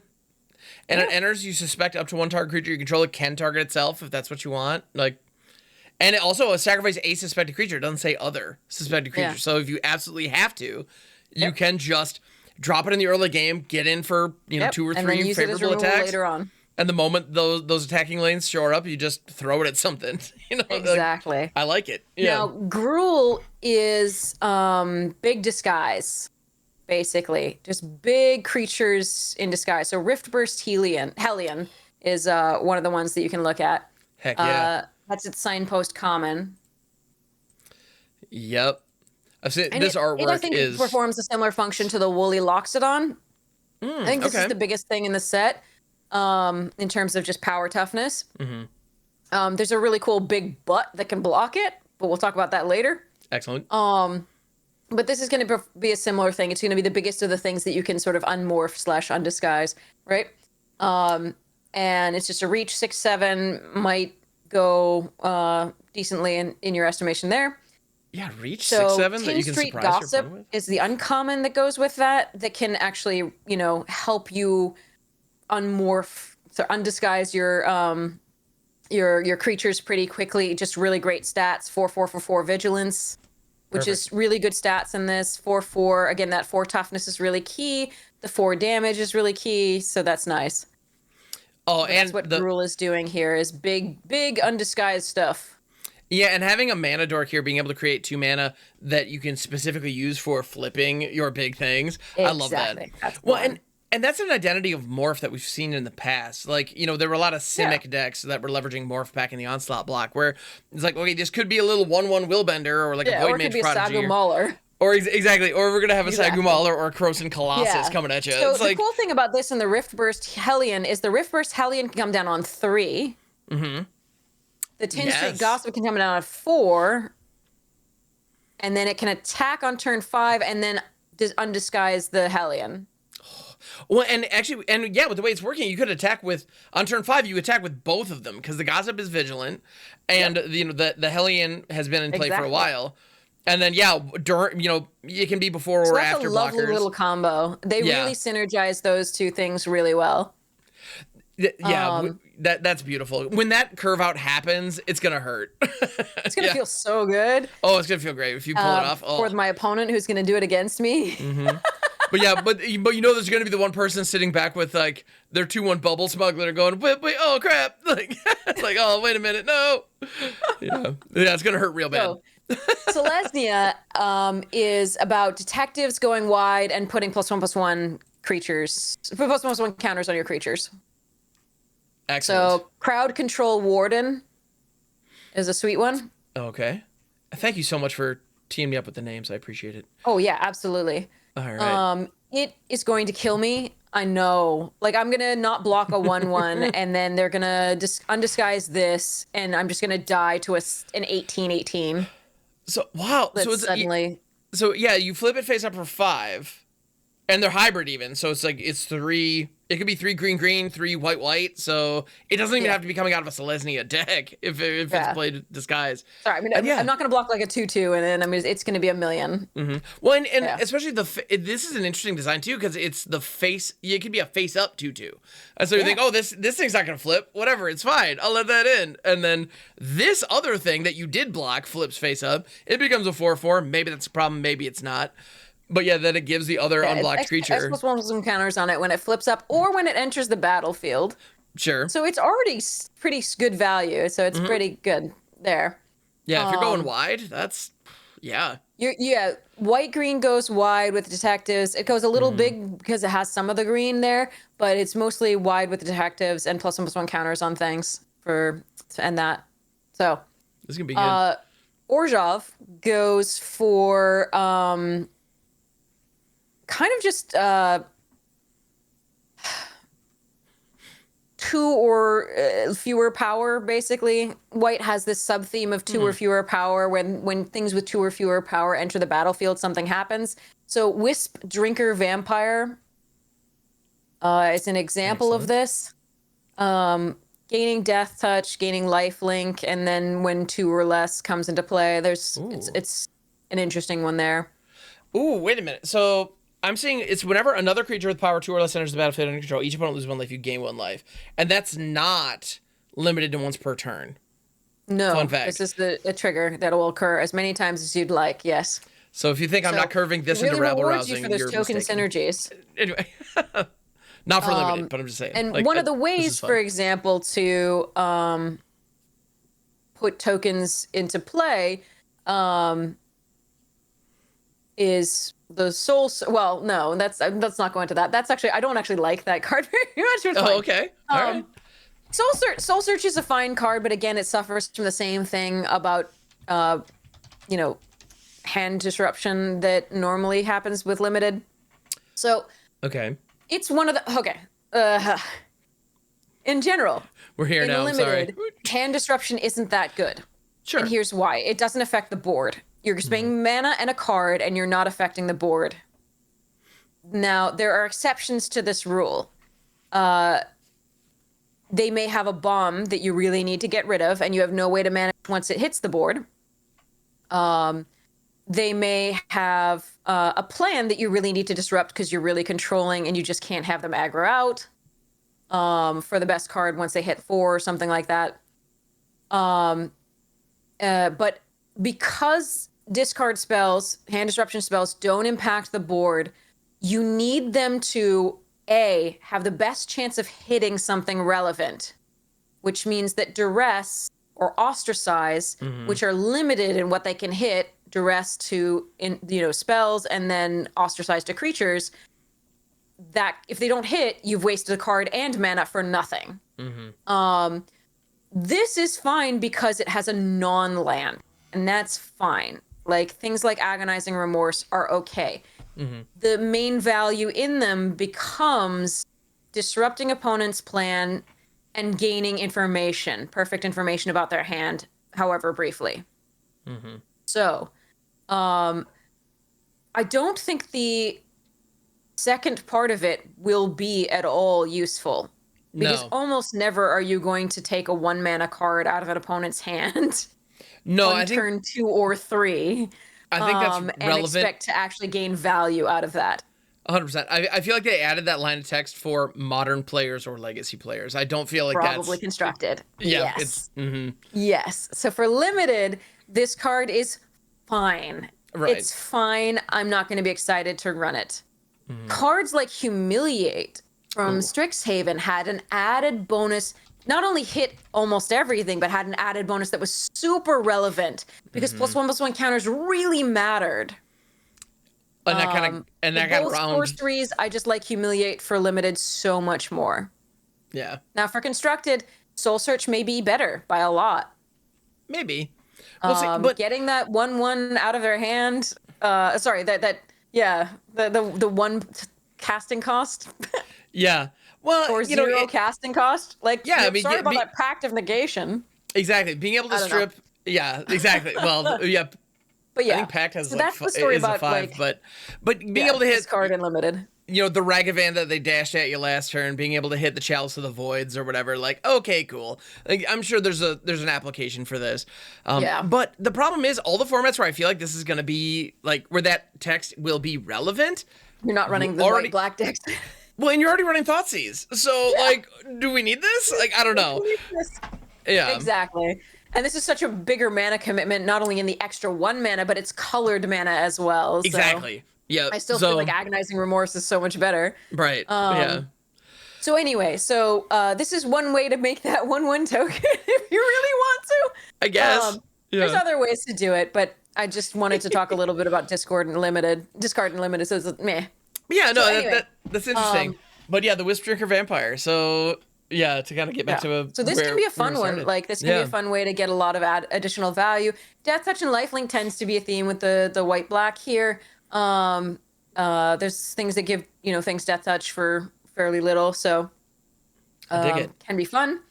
Going wide is what this wants to do as well. That's one of those sub themes in white, as we said.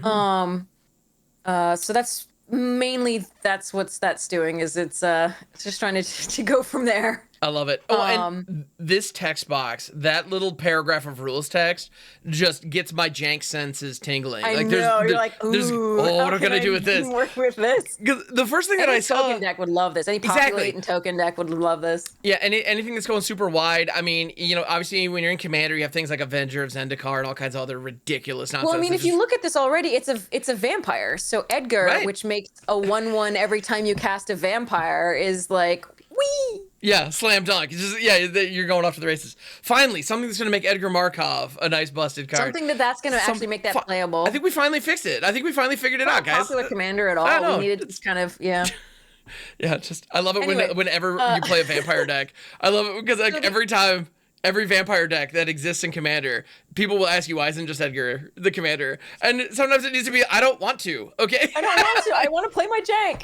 Yeah, it's like, I want to play with Olivia Crimson Bride. Shut up. Like, it's... Yeah. Yeah.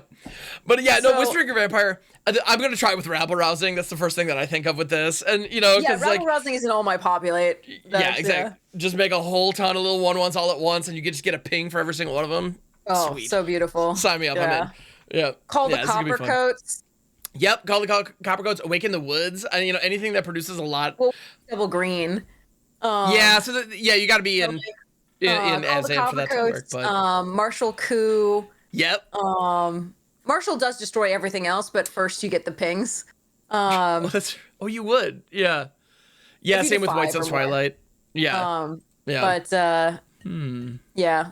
I'm into it. White Sun Zenith or whatever. Not Zenith. Yeah, you still get the things first. Is there any kind of combination with like I'm trying to think of anything that even just puts like a 1/1 into play? I'm wondering like the old like blasting station loops. Is there something we can do with that where there's like one thing comes into play because we've gained life, we get to restart it and put another 1/1 into play? There's got to be something. There's almost really. I'll roll up my sleeves and figure that out. But because yes, obviously just vomiting a whole bunch of little cheap creatures onto the board and just getting mass pings is obviously the way you want to go with this. But there's got to be some janky like 5-card combo. It's got to be a Thopter.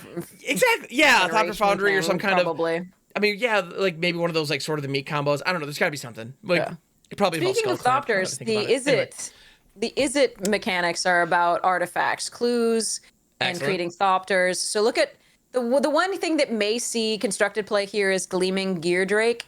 Ooh, okay. I doubt it.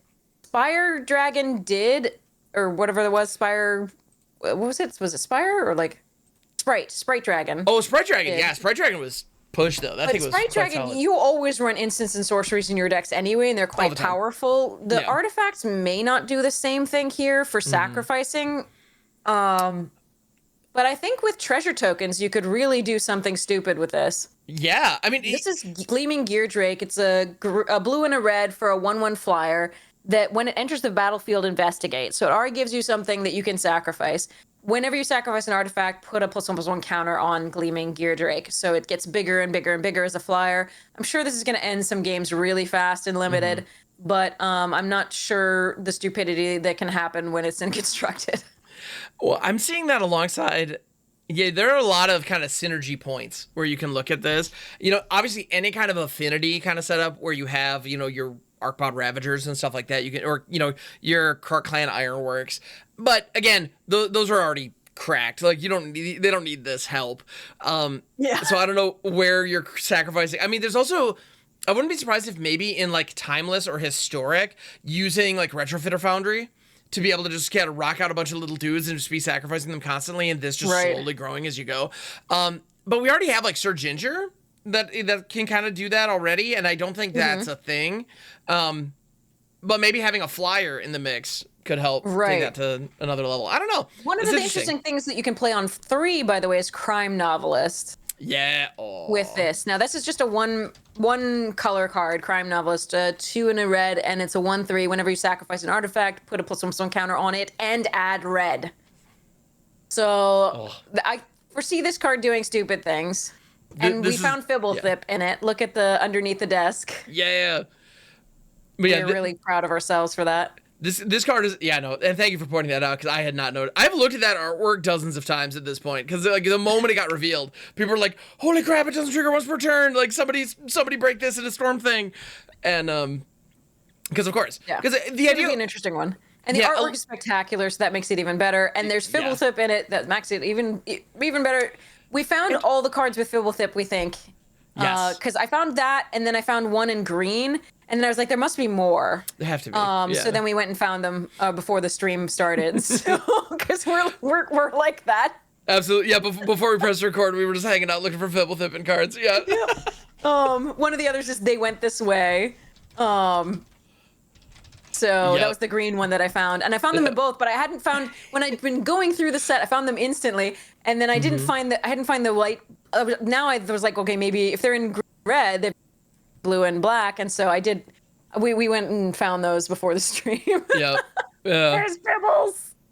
Can't help but love Fibbles. Yes. Okay. So the blue-red is Thopters, and clue tokens, and just artifacts and sacrificing artifacts. It's going to be interesting.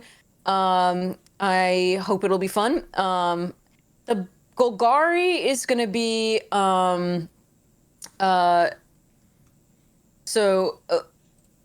getting value out of removing creatures from your graveyard, including via collecting evidence and reanimation and things like Insidious Roots, which is an uncommon that allows you to, if you get it early, you can ramp into things, but you'll also be able to create these by creating these 0/1 plants whenever creature cards leave your graveyard, but you also get to make your plants bigger, so it's good stuff. Oh, I can't wait. This is the notion of, with Reanimator or any kind of Graveyard Matters situation, there are so many moments that touch it. You either have discard, you have mill, do you bring the thing back to the battlefield? Do you bring it back to your hand? And now we have collect evidence in the mix. And so these payoffs, which we've seen before, but I think we're seeing more of them now, where you get a bonus for the thing leaving, I think is really cool. Where it's like, no matter where it went, did it leave the graveyard? Okay, great. I've been playing with Willowgeist for years now, so I'm very familiar with this. So this is another one to add to that. Yeah. The other thing that's important that we sort of we glossed over a little bit is that there are ways to fill your graveyard up for the collect evidence, including mill and, more importantly, surveil. That we've seen a few of. Those are going to be key for those decks to gain the extra value out of the graveyard in that way. So that's what Golgari is doing here. It's got some interesting things with, Death Touch, as the normal black stuff does. And, some good removal and assassins. It does the bigger thing with green a lot of the time. Boros is attacking with 3 creatures and going wide, obviously, and attack and doing Boros is Boros. Lightning Helix is coming back. Take a look at Dog Walker. It's a 3/1 vigilance for the Boros colors, red, white, and you can disguise it, and you can create tokens when you undisguise it there. Yeah, and then this is great use of disguise. It's just super good clean. boys. I know, right? So Meddling Youths is one of the 4/5 hasters that again has that whenever you attack with 3 or more creatures. If you recall from Ravnica, we had something called Battalion in Gatecrash that meant that when this and at least 2 other creatures attack, you get an effect. So Legion Loyalist would be an example of that. And so this is a similar principle, but the thing itself doesn't have to attack. It's just whenever you attack with 3 or more creatures. The fact that the Meddling Youths has haste itself means that just makes it that much easier to attack with 3 creatures. So you have to be a little bit wary when you're at 4, again, against red. It does investigate for when you do that, so it's pretty sweet. If you look at it, it's a Scooby-Doo card. Yep. Unapologetically a Scooby-Doo reference. Yep. Absolutely. I would have gotten away with it too if it weren't for a few meddling kids. Yeah. Like, Yep. it's right there. It's a Scooby-Doo card. There are nods to all the detectives, famous detectives. Well, not all, because we've got so many famous detectives out there, but there's a lot of famous detectives referenced in this, and crime-solving peoples referenced in these. Yeah. Simic is doing its usual I'm not that powerful thing. I wish they would give this a little bit more thing. I do like Repulsive Mutation. I know it's going to kill me at times. Okay. They're going to counter whatever spell that I play, and then they're going to attack me with a giant thing. I mean, that sounds like a winning move, yeah. So, yeah. But it's really wonderful. They literally have a elf crocodile detective. It's undercover crocodelf. And it's wearing the best hat. I love the art, but it's just and it's a 5/5, which is good stats in this. And whenever it deals damage to a player, investigate. It's just, I mean, they're not exciting cards. No, I got it. The Evidence Examiner, which is a 2/2 for Simic colors, Merfolk Detective. It has the relevant card type, Detective. At the beginning of combat on your turn, you may collect evidence and whenever you collect evidence, investigate. 4 evidence collected for a clue doesn't seem unbelievably exciting compared to what we've seen in the other sort of bears in the signposts. So it's just Simic. Hopefully it's better than I'm thinking it will be. But yeah, traditionally over the last 7 years, Simic has been bad in limited. Yeah, which is kind of wild because I don't know. I associate Simic with the big explosive plays and the counter spells to protect them. You know, like in my head it seems like it should be great. It should, and it just hasn't quite come together. But maybe it will at some point. I also want to give a shout out to Sirkovitz on Twitter when it comes to the undercover Crocodelf. Pointed out that this isn't Investigator, and I feel like that was a missed opportunity. That is fantastic. I mean, I feel like if you're going for the pun, like except a gator and a crocodile are not the same thing. I know, so change it to that's fine. Well, and a turtle and a tortoise aren't the same thing, but blossoming tortoise is typed as a turtle. Same thing when she was tiny. So she's anyway, a geek.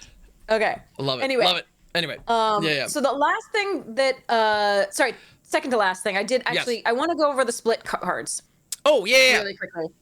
There are 5 of them in at uncommon.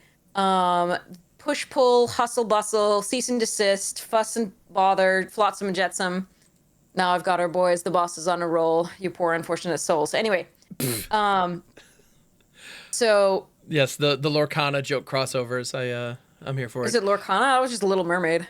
Well, yeah, but Lorcana's the Disney thing, so that's. I mean, Lorcana's Disney. Yeah. Yeah, I think there is a Flotsam Jetsam Lorcana card, if I'm not mistaken. But anyway, yeah, yeah. So let's take a look at push and pull. Okay, cool. And they'll look funny for a second. Before we take a look at cease and desist. Yeah. This is a really freaking powerful card. And if you'll note, since it has the hybrid mana on both, it can be a mono black card. It can be a black-white card. Because you can do the push it white and the pull it black, or vice versa. It can be a white-red card. It can be a black-red card. You give all the things, right? For Mardu combinations. And so it's pretty cool. And they're both very powerful effects for limited. So this is a really nice split card, giving you extra value to either play it early or late, or to just choose which effect you really need. I am definitely going to die to pull a lot in this format, and I'm not. Pull's going to kill a lot of people. I think if you're going up against anything where you have, to your point, either red or black in it, if they get to 6 mana and a game has happened, I mean, that's really like all it takes. As long as somebody's not collecting evidence like crazy. Although, that's another thing. When you are collecting evidence, be aware that your opponent might have pull. And so like you may want to exile your biggest creatures. Be careful about those reanimation effects, or even red here.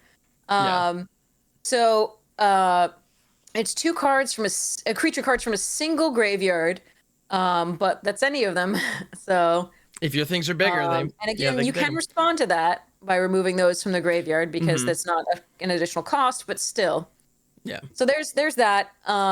Hustle, Bustle, and Fuss and Bother are the 2 next strongest. All of these are great. These 3, Push, Hustle, and Fuss, and their other sides. Flotsam and Cease, less exciting for limited. Still good, but less exciting. So I think the weakest of them is the Cease and Desist. The unfortunately, as we saw, like the removal in white are enchantments. Right. The pump effects. The other thing to note is that the pump effects are flash enchantments in a lot of the colors in this set. So, or the pump effects are artifact equipment. So Desist is not actually what you want to do in a green-white deck. Yeah. Unless you're really just dying to those Thopter flyers, right? Sure. That's there, but like usually this is not what you're gonna want to do. But when I'm drafting, if I have a cease and desist, am I gonna pass like a makeshift binding or some of these other like decent, enchantment removal just because I may want to play desist? Like, no, it doesn't seem right to me to play this card, desist. Maybe cease. I mean, in the black green. Yeah, Cease being able to exile up to 2 target creatures from a single graveyard, and then target player gains 2 life and draws a card. I mean, that almost reminds me That's of a fine card. It almost reminds me of like Revitalize. That side is fine. Where like the desist is less exciting because those are the very colors that really don't want people don't want to lose all their enchantments and artifacts. Yeah. Like, and then the Flotsam Jetsam. The Jetsam side is really strong. The Flotsam is just a little. In the blue controls, it's probably fine.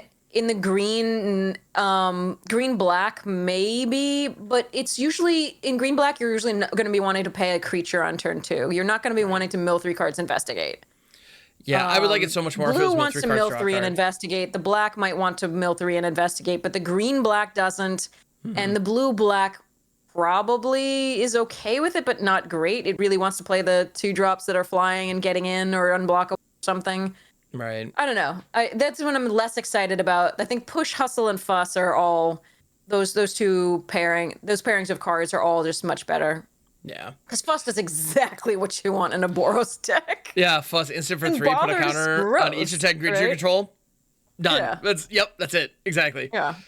Yeah. So, Bother's fine, but Fuss is just exactly what you want to do. So, it bothers additional value and the final points of damage that you need to get in your Boros deck for like 3 flyers later, Yeah, or if you go up against that, Fuss. You go up against that one player who managed to get the board wipe. Yeah, having some kind of creatures in the late game. Exactly. Yeah. So, so those are the tricolored cards. Case of the Shattered Pact is the final case before we look at the weapons, the clue weapons. Excellent. This card, you need to ignore the second 2 things on it. It is, you can use the other 2 things. We'll talk about that in just after that, but you actually kind of want this card in most slightly controlling decks because it helps you keep opening hands that you wouldn't be able to keep otherwise. It takes you from 2 to 3 mana, which is really key at the pre-release for a control deck, etc. It fixes your mana and it takes you to 3. So it's actually a good card on the face of it, because you'll be able to put it in any deck that has even a slightly more mid-rangey or control-y form. It doesn't go in your aggro decks, but No. it goes in everything else. And so you don't necessarily want to pass this card because you look at it and go, okay, to solve it, I need 5 colors among permanents. Yeah. That's not what this card is about. So don't necessarily treat it like that. It's a land cycler. Yeah. Yeah. There are ways to. I am so hoping that people get to do 5 color nonsense with this in limited. Sure. But I think that it looks aggressive enough amongst the Boros and the Rakdos that I think that the fun police are gonna just stop that from happening. Dang. Now, notably, there's a Gravestone Strider that can filter a color. There are ways to fetch some lands. There are ways to surveil and try and get there. There's Public Thoroughfare and the Evolving Wilds upgrade, which is Escape Tunnel. Oh, Escape Tunnel. Yeah. We got to get into this. Oh, man. We got kitties all over the place. I love it. Yeah. Adorable. So, yeah, Escape Tunnel. They're power creeping Evolving Wilds now, and not just with Fabled Passage. Yes. Yes. It's a new one. So in this case, it is exactly like Evolving Wilds or Terramorphic Expanse. You can just drop it, crack it, go get a land tapped. Great. Right. Or you can tap it, sacrifice it, and target creature with power 2 or less can't be blocked this turn. Yes. So if you have something that can then be pumped, right, you're super happy. Yep. Post it being targeted by this, right? Then you attack and then you pump it and for the win. So yeah. Yeah, So there's it's got added value over Evolved Wilds, which is just really stupid. Now, Public Thoroughfare Yes, is the other one to fix mana. So maybe you could get there. And there are a couple other interesting lands that are there, but I want to just go to the clue artifacts and then move on. Sounds good. But yeah. So, because I want to get to your rares. So let's look at Lead Pipe. We've talked a lot about the rares on this show, so that ends up being a relatively short. Actually, there are a couple of cards I would love your take on. There's one uncommon that I am incredibly stoked about. That I'm curious if. Okay. I'm very curious about your feelings. But yes. So, at one point, like in the beginning, I mentioned that there was a green that cared about creature names. So let's just go to that really quickly. That's a 4/2, and it is. Pompous Gadabout. Gadabout, yeah, Pompous Gadabout. I know this guy. I've been this guy. Nobody's. So it has hexproof as long as it's your turn. Okay. Which is fine. Yeah. That's fine. It's therefore really nice with punch cards like Hard Hitting Question. Because they can't react by, getting rid of it. Sure. This punch deals damage equal to its power to target creature or planeswalker you don't control for 1 mana at sorcery speed. There's also a fight spell at common that's 4 mana or 2 if you do. If you go through some hoops called Bite Down on Crime. Oh yeah. Collect evidence. That this works well with. But notably without names, right? This cannot be blocked by their disguised creatures. It can block them and it can trade with a lot of them, but it cannot be blocked by them. Yeah, and they specifically need to be the face down creatures. One thing I want to call out with this is creature tokens. Like you may think, oh, that's a 1/1 elf. They do have a name. They do have a name, exactly. Like a 1/1 soldier token. Its type is soldier, but its name is also soldier. Also soldier. So just be aware of that. That's why we made it very clear at the beginning. We want you to go to pre-release and make sure that you know that they can't block this with their disguise or cloaked creatures. Those don't have names. Tokens do have names. Yep. Yeah, that may not be super intuitive, just immediately, but that is the case. Yeah, I'm sorry, I forgot to get to that right when we were talking about it. I was like, I'll get to that later, and we did, but yeah. We did. Okay, yeah. So Lead Pipe. Yes. So this has a series of the actual clue artifacts: wrench, pipe, rope, etc., candlestick. Yep. And this is one of my favorites of them. I think it's quite good. It's equip 2, pay 1 black to cast, and equip 2. Equip creature gets +2/+0, so it's just a slightly harder to equip Bone Splitter in black. But then whenever equipped creature dies, each opponent loses 1 life. That's really, really harsh in limited when you're already attacking with a 4-power creature. It punishes them for blocking even a small creature, so it's really nice. This is also a clue equipment, so you can sacrifice it to draw a card. There are ways to get artifacts back from the graveyard, and this is a good way to maximize that value. So I really like this card. There are a lot of other really good ones from the Clue series, but this one is one of my favorites for limited. Yeah. No, I think it it's does quite everything strong. you want it.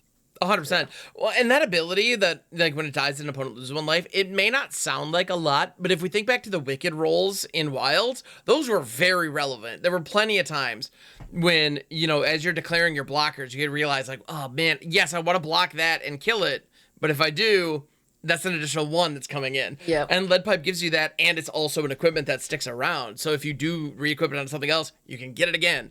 Like, Yeah, and when you consider it's cool. black is putting a bunch of like smaller Death Touchers in there, those Death Touchers don't attack very well, right? Right. When you need them to, right? So it's really nice to do that. Remember also that black-red is Rakdos doing Menace stuff, and Menace with +2/+0 is also quite disgusting. And then when it dies, you're doing an additional 1 life, one point of life loss is really nice.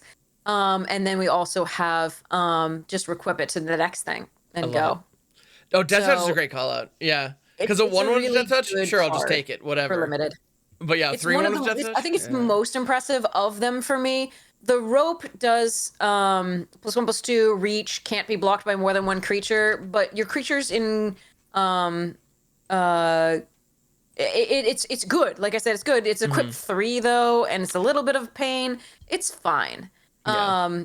They're still good. They're still going to be, you know, middle picks, high, probably mid for this one, but high mid for the Lead Pipe. So, but things like the wrench, right? The wrench is decent, right? Yeah. It's still not quite Lead Pipe value for me, right?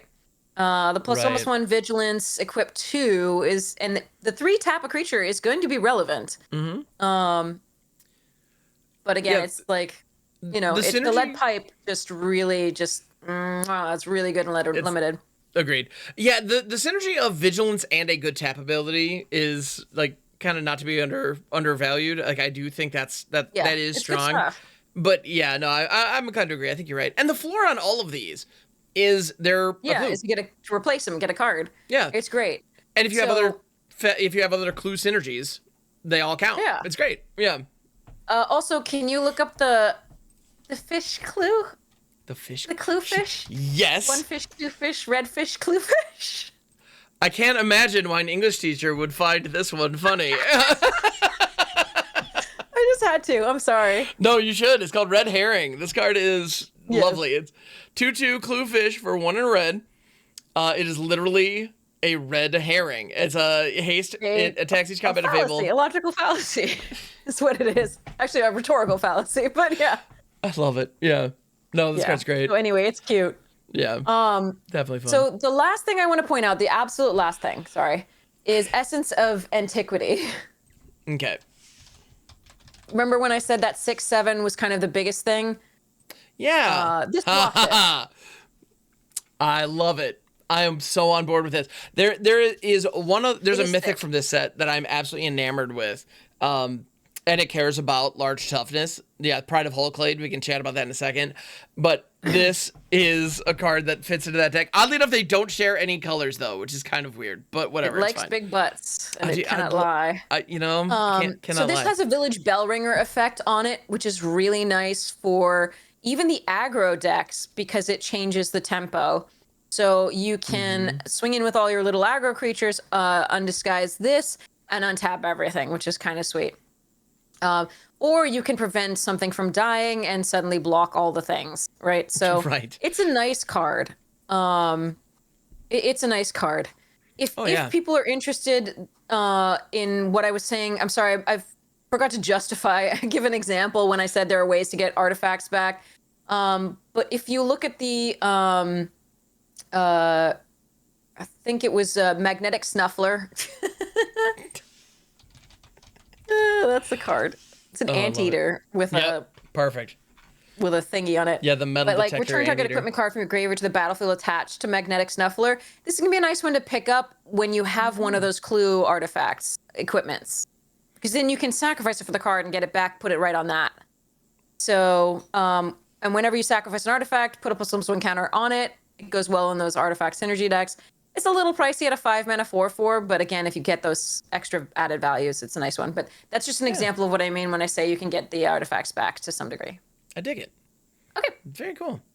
But that's the commons and uncommons. At some point, we'll go over the rares once I get really angry, thrown at my face. We can discuss once those are there. Sure. And hopefully, this was a nice introduction to the set overall. This is fun. You'll notice there are a lot of low toughnesses because they don't want you to trade too easily with the or eat the morphs too easily, the disguises. And there, so the bigger bots do matter. Absolutely. To make the game go. Now cons was interesting in that it kind of mattered much more early game and late game versus the mid game. The mid game wasn't as important. We'll see whether this is similar. Whether so it's either the really aggressive decks or the really great late controlling decks do there, and the mid range is not as good, which means that the Gruul may not be as strong. But we'll see. Indeed. So, all right. Awesome. So yes, I have a couple of cards. For the life of me, I am trying to find. Yeah, go for it. The one. There we go. The one that I mentioned Pride of Hulklade. If you've seen any piece of content that I put out in the last 2 weeks, you've probably seen me gushing over this card. Oh God, what is this? It's a mythic crocodile elk turtle. Oh God. It's Simic. It is it's the Simic Combine. That's what they do. It's 10 and a green for a 2/15. Just even saying the stats feels weird. So you're gonna want to run Assault Formation in your in your decks. You're gonna want to run the what's Similar. the white blue one? The white blue one. High Alert. From what is that called? The white blue from the last round. Alert. High Alert. Yeah. Yep. Check out High Alert. I think that's the one. Yeah, we got High Alert. We've also have, Arcades and any of that jazz is all on the table. Arcades, really, yeah. Yep. So 215 X to cast where the total toughness of creatures. So this is a 2/15 for 1, let's be honest. And it has Defender, but you can play 2 blue, and until end of turn, a creature you control gets +1/+0. And when engaged, whenever this creature deals combat damage to a player, draw cards equal to its toughness, and you can attack as though it didn't have Defender. Except you're not going to want to attack with the 15 card draw in limited. It's going to deck you. Oh, in limited, you're going to get destroyed doing that. Yeah. It's going to deck you. No, but if you have like a 2/4 or something like that, cool. I'm going to buff its power and get in, draw 4 cards, and feel quite good. So I don't know. I feel like there are synergies with it, and it's also legendary. It's still very good to make something else attack. I was trying to go for the more obvious use case first, just be like, okay, don't do that. No, don't do that. If you're in Commander though, I'll get nasty. It's gonna be fun, and it's also legendary. Definitely. So and it gives you access to green and blue, so you can run cards like Cherix and some of those other just gigantic toughness monsters. So the only thing this doesn't go in is the Dora and Siege Tower decks, obviously, because it's got the blue. Which is a little unfortunate, but yeah. And so I don't know. And any toughness matters kind of situation, this card gives you what you're looking for. But it's it's silly jank. I mean, if you enjoyed Cherix, we have another one. It's one of those. Yeah. It needs reach. It's my agreed. I don't know why a crocodile stonewalls everything. Yeah. But yeah, so the uncommon that I want to talk about that I'm so high on that I can't even see straight is Aftermath Analyst. What I would love your take on this thing. It's a one. When we first saw that, I want to talk about that one card that has hexproof too. We'll talk about that in a second. Okay. Yeah. Pure hexproof. Remind me. So the Aftermath Analyst I like in limited because it has a relevant creature type. It's a detective. That's really important. Yep. B, it's a 2-mana 1/3, which means that it blocks the early disguise morphs, right? Pretty well.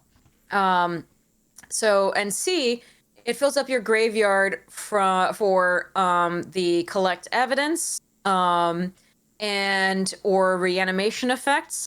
But not only that, those 3 that you mill, if there are any lands, right, and if you're surveilling regularly or milling more, you can then, on 4, you can get those lands back into play and ramp yourself. Exactly. So I liked this one. I named it as a high mid. Okay. The rares and mythics usually take up all of the high slots, and the removal takes up, like, gets to the low high, like the lower end of high. But most other things don't get to the lower end of high for me. And for people who are wondering, but this is a high mid pick for me. This is one of the ones where I'm like, I'm really going to be excited to see this, like, third pick, right? Or something like that. Like, I'm going to be happy with this if I'm already in green. And it's just a nice one. So I do like this card quite a bit. I think it may see commander play potentially. Sure. I'm putting it in. I have multiple, like, Graveyard Matter green decks and commander. It's going in all of them. That would just love this. Like, I wonder if it's even good enough for, like, green sleeves and, like, Titania. I don't see why not. It might be. I'll have to consider it. Because it's an elf, which is also a relevant creature type for most green commander decks. 100%. To some degree. Yep. But not technically my green sleeves deck, but my other ones. Nice. So yeah, I really like this card. I think this is great. I'm super high on this thing. I love it. Because Splendid Reclamation is the kind of effect that I don't generally run unless I'm doing, like really hard landfall, Tatiova, stuff. Like, then, okay, sure. But, then I'm going to run a whole bunch of fetch lands and things like that to take advantage of that. However, but I have a lot of, I have a Ten of the Harvester deck, which is just my baby. That Abzan Reanimator deck I absolutely love, and it has a lot of creatures. Deck too. I've seen yours, and I've played against your Teneb. Indeed, yes. Mine's older. Yeah, I have some of the same for a very long time. Yes, I got to be the villain, I believe, in Philly, and get a Villas on board on, like, turn 5. Anna Margaret, and They're so great. Yes. That's what thank you for pulling me into that game. That was so much fun. Oh my goodness. It was so much fun, yeah. Yeah. Great night. But those kind of decks where, like, I'm milling a ton, I'm filling my graveyard like crazy, but all the goal is to just get a couple of big chonker monsters, creatures in the graveyard that I can pull out later. Make the mana work. Yeah, and the thing is, like, cast those big chonkers if they get, like, thrown back into your hand, for example. Exactly. Yeah, it gets tricky. And it's funny because when those lands get milled in that situation, they're just casualties. Those are just misses. It's like, okay, great. I guess I'm not getting values out of that. Those are lands I'm not drawing. And I've considered running Splendid Reclamation in decks like that just because there are going to be 4 or 5 lands in my graveyard on, turn 5 or 6 pretty consistently. So maybe just having an option to just pull them out is going to be good. But I could never justify putting a slot in my deck where that's all it did. It's like that. But now all of a sudden, those kind of decks run, like, 2 mana. I want this on a stick because 2 mana mill 3 creatures all the time, right? And it's also just going to be amazing in, like, landfall decks, like we said, or Titania or the other things. Green sleeves. I get all the badgers. All of them. Badger. It's So I think I was thinking of the hexproof dude is the Living Conundrum. Ooh, okay, let's go. Now this annoys me. I hate it when they print hexproof in this. Pure hexproof is pretty nasty, yeah. Pure hexproof is not okay in limited. I would rather not only is it a hexproof, but it's a 2/5. 5 is really hard to get through, so you have to go wide to get around it. Yeah. The last clause not that relevant. It does mean you won't mill out, but hopefully they'll have killed you by then. But one of the things that's really interesting is this fights all right. It punches not that great, but it fights all right because the fight gives +2/+0 in this. Oh, sure. Yeah. But can you imagine doing so there are a couple of enchantments on this. So, like, Fey Flight. Cool. Fey Flight is a flash enchant creature When it enters the battlefield, enchanted creature gains hexproof until end of turn. This one already had hexproof, so you don't care. But it's +1/+1 flying. Nothing's getting through that. Hooray. Yeah. Fortunately, And then the conundrums how about Curious Inquiry? Yeah, +1/+1 whenever deals combat damage to a player. Curious Obsession. Because you investigate, you don't draw. Okay, but yeah. So, kind of hate the Living Conundrum. Yeah, that's going to be a pain. Well, and it's so odd to see hexproof in a modern set because I feel like they figured it out. You know, like seeing those wards. I mean, like even cards like the Tarask had like ward 10 situationally, where I remember looking at that and being like, going to do ward for the rest of this. Yeah, like I would honestly ward 99 would feel better than hexproof. They had mentioned that they weren't going to do hexproof for any limited anymore, and I was like, oh. Yeah. But, you know, maybe Simic needed that, and maybe the whole point of this is going to be like Living Conundrum plus one of the Flash Pump enchantments or something like that. There is an enchantment that just gives +2/+2 in green, I think. Oh, okay. But I don't know. It's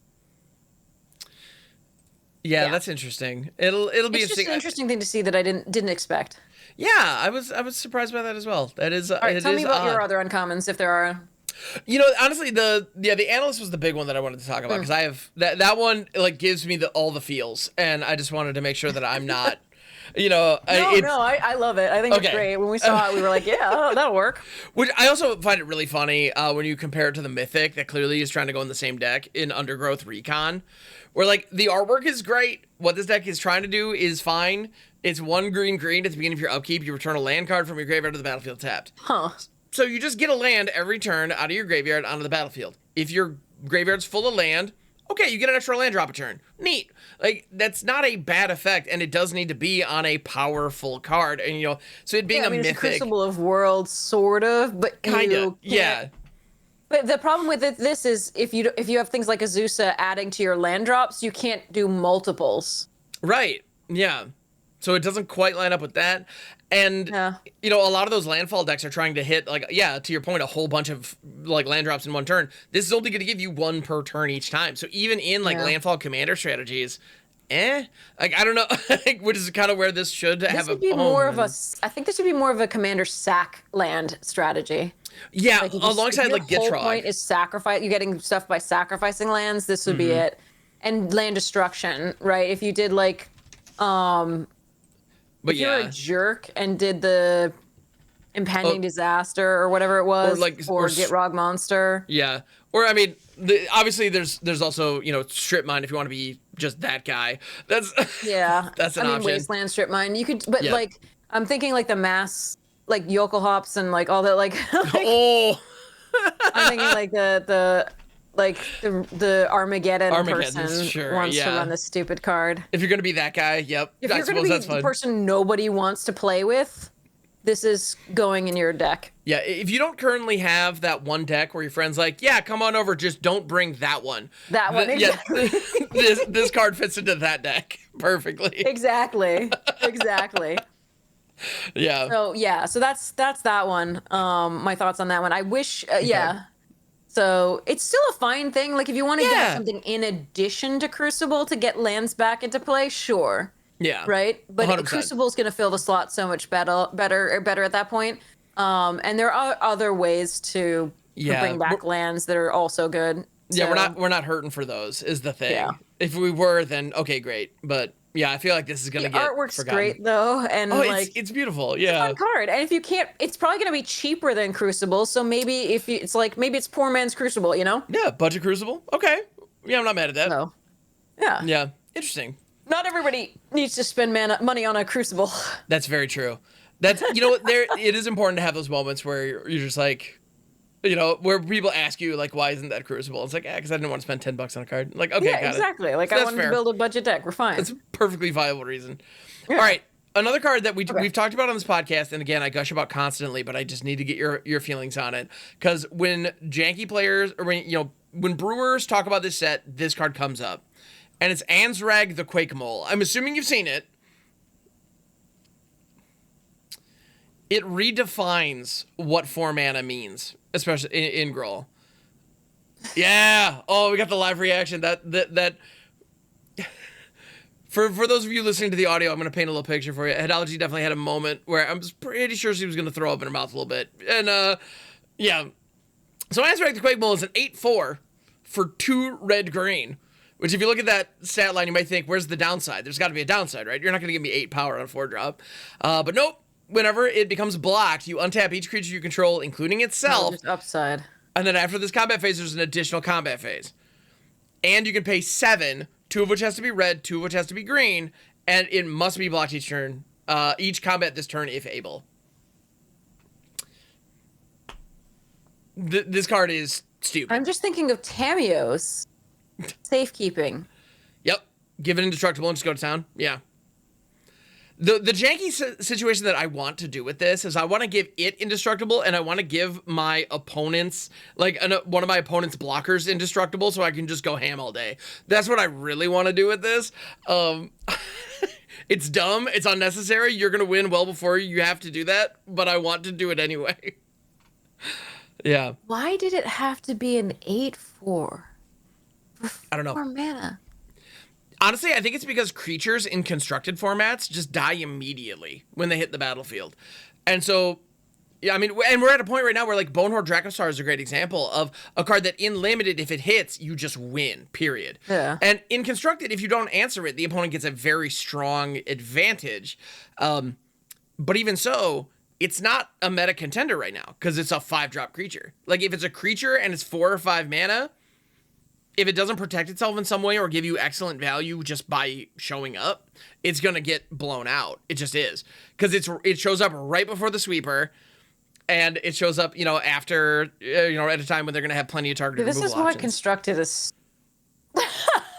It's not honestly necessarily that fun as an idea for me besides Commander. I respect it. I respect that. Yeah, no, that's fine. Well, and constructed gets weird, and we're at a point where limited and constructed designs, like this card is one of those where I look at it and it's like, oh, this was designed to make a Gruul-based aggro deck work in standard. That's why this exists. And limited players are now going to have to deal with one of those mythic bombs that the moment it shows up, Yeah, they're just their day gets right. ruined. And it's just head and shoulders better than anything else that the opponent could be playing. Ugh. Like for 4 mana, this is worth what should be like 8 in limited, and it's just not. And it's like it's ridiculous. Yeah. It's so that's not one of those triplets. Yeah. It's not triplets, but it's damn good, and I don't like it. Yeah. In limited, yeah, that's brutal. Yeah, this Thanks card's for gonna be insane. showing a mole god. It's a mole god. Thanks for showing that. Yep. You're welcome. Oh, This I'm card's not looking nuts. forward to seeing that on the other side of the board. Yeah. Well, The removal's not. I mean, the removal. The destroy the four power or greater, you're gonna Sure. need that. So okay, let's just like run that all the time. Okay. Oh, I mean, yeah, your move all of a sudden, like, yeah. Yeah. If there was any question, this was great. Yeah. Yeah. Yeah.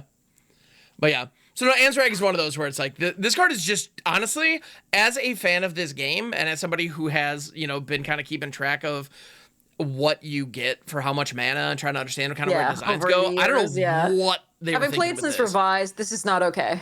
It's not. Yeah. No. Like, this should have been at least a 6-drop, at least, for what you get. Because we're at a point right now where it's like, what's 4 mana worth? Although, we're also at a point right now in standard. I would have been fine with this at 5. Yeah. Okay. I would have been upset with it in limited at 5, but I think I would have understood it. Yeah. I think. Also, just how many ways are there to give this thing haste? Like. Oh Lord. Thanks. That's just a thing. That people are talking about Reckless Stormseeker into this in standard. That's going to be a thing, and it's like, yeah, you're just going to just be dead. Basically, like that's the. And we're done. And like, scene, pick up the cards after 2 turns. If it's nighttime and you have a Stormseeker into Ansrag, this thing's attacking you for 10 with Trample. Like, on turn 4. That's not okay. Like, that's not okay. No. Anyway. I don't like shuffling 60 cards and then putting them on the table and then shuffling them 60 cards again. Mm-hmm. Yep. That's pretty much what we're going to be doing with this guy. It's pretty nasty. Yeah. Oof. So okay, that's going to be interesting. I wonder what people are going to do with EDH for that, because there's like Rising of the Day to give all your creatures haste. There's there's all those hasty things. I wonder if it just goes in like a Samut deck or something like that, or whether it's goodness. meant to be the commander itself. Yeah, I know, like, I have a Marika know. Jund, like, Stompy Punch deck. This is 100% going in there. And I have other kind of lure effects and things like that. Oh, yeah, that's happening. It's, yeah, it's going to be really, Indestructible really gross. lure. Yep. Fudge. Yeah.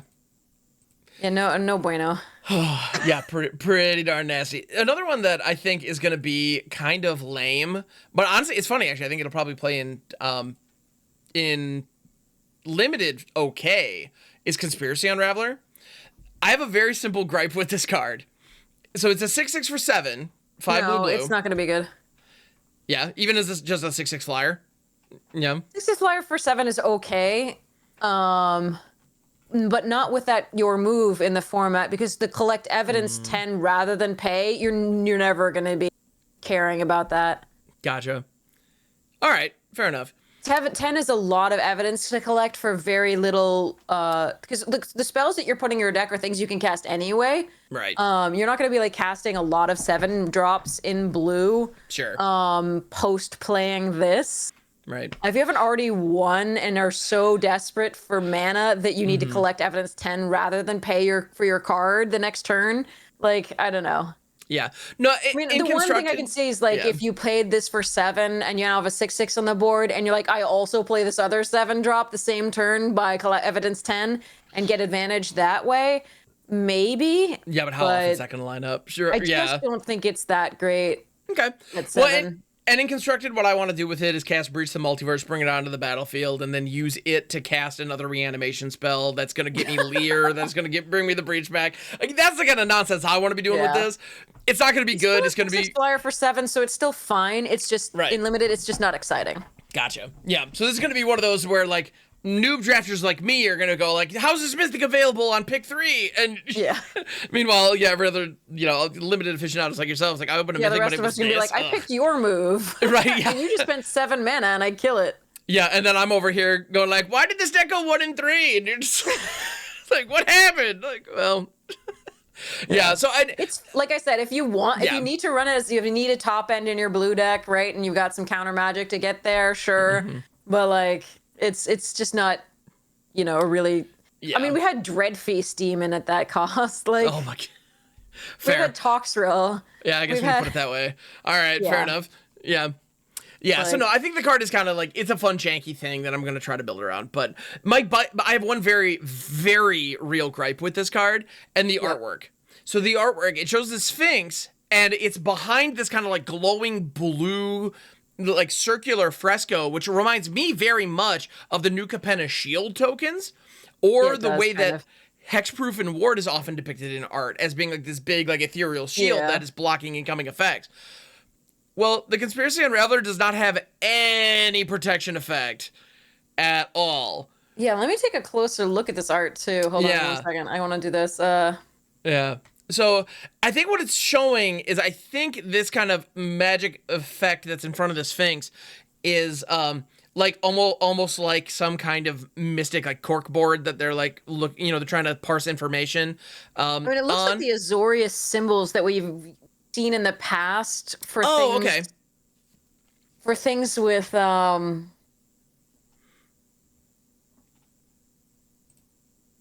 yeah. It looks like the Ravnica Azorius type symbols. Let me think about what would have had that. It would have been in Ravnica. Return to Ravnica. Yeah, I feel like a lot of cards with Dovin on them have had those kind of symbols. Yeah, I think they did. Yeah. I get what you're saying, and that makes sense. Like, okay, sure, but the perspective makes it look, the fact that the camera's on the outside looking into it makes it look like a barrier, and it's clearly not. Agreed. Yeah. It also looks like it doesn't look like the Sphinx is unraveling anything unless is some sort of like that meme where the woman's looking and then all the math and symbols are like right there. Oh, in that case, I wish they had just gone for it and it was zoomed in and it had that very like concentrated expression. Yeah, seriously. Well, and honestly, this exact same scene, this exact same moment with the camera behind the Sphinx's shoulder looking down at like some kind of board with like very clear clues, or maybe it's like would be a interesting. map with some like markings on it showing where people were or something. So it was very clear to the viewer like what was going on. You know, So I don't know if that's an art direction thing or what, but it's a little gripe. And who knows? Maybe the design of this card completely changed, you know, after the art was commissioned or something. I don't know. Could very well be. Maybe it had hexproof and they realized, if you look at like wait, Azorius Charm, it has some of those symbols and circles and things like that. And it just give you an idea of what we're looking at there. But there were a lot of things like that similarly early. But I do get your point with and like Nivik's Guild Mage is doing something weird there. With circles and things in the air happening with blue and red. They all have these like the spell casting stuff, but the Sphinx isn't casting any spells, so I see how that's like not consistent with previous stuff. Yeah, it's just oh yeah, we've got the Guild Mage. Yep. Yeah. So they all have that, but they're not. This one's not casting anything. So, No. but I mean, maybe it is. Maybe it's casting something to unravel stuff. Who knows? Yeah, it's doing some kind of scrying or something. Yeah, I don't know, but anyway. But it's pointing at something, and I want to know what it's pointing at. Is that the X marks the spot that it's pointing at? Seems to be. There is an X is this on a the map. I think it might be, but it's not super clear. You know, like I wish that was a little more obvious. Yeah.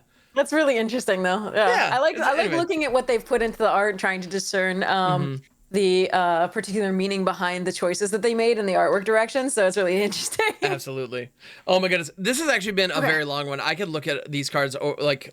There are always more options and more things to kind of to look at and analyze. To look at. We also got 2 Maltese Falcon references in this set, like not just one, but 2. Like, 2, I know, it's so cool. Yeah, so we have the case of the Filched Falcon and the case, right? Yep. Yeah, the case of the Filched Falcon and then the Coveted Falcon. Nice. Yeah. So. All right, cool. So go see that. It's a classic. You know what? I don't know that I've ever actually sat down and watched it just like focused from start to finish. So I know. I have. It's good. I need to. No. It's dated, but it's good. That's fine. I love classic cinema, so I'm down for it. I definitely was I was in a group of the kind of crowd I run with is like, so yeah, we're gonna get together and I'm bringing over some beers. Cool. Let's pop out Citizen Kane. Yeah, sounds awesome. So like the fact that I haven't seen. You know, the Maltese Falcon is kind of wild. Like, it's like, how did that one miss me? But all right. Casablanca, also an absolute banger. Highly recommend.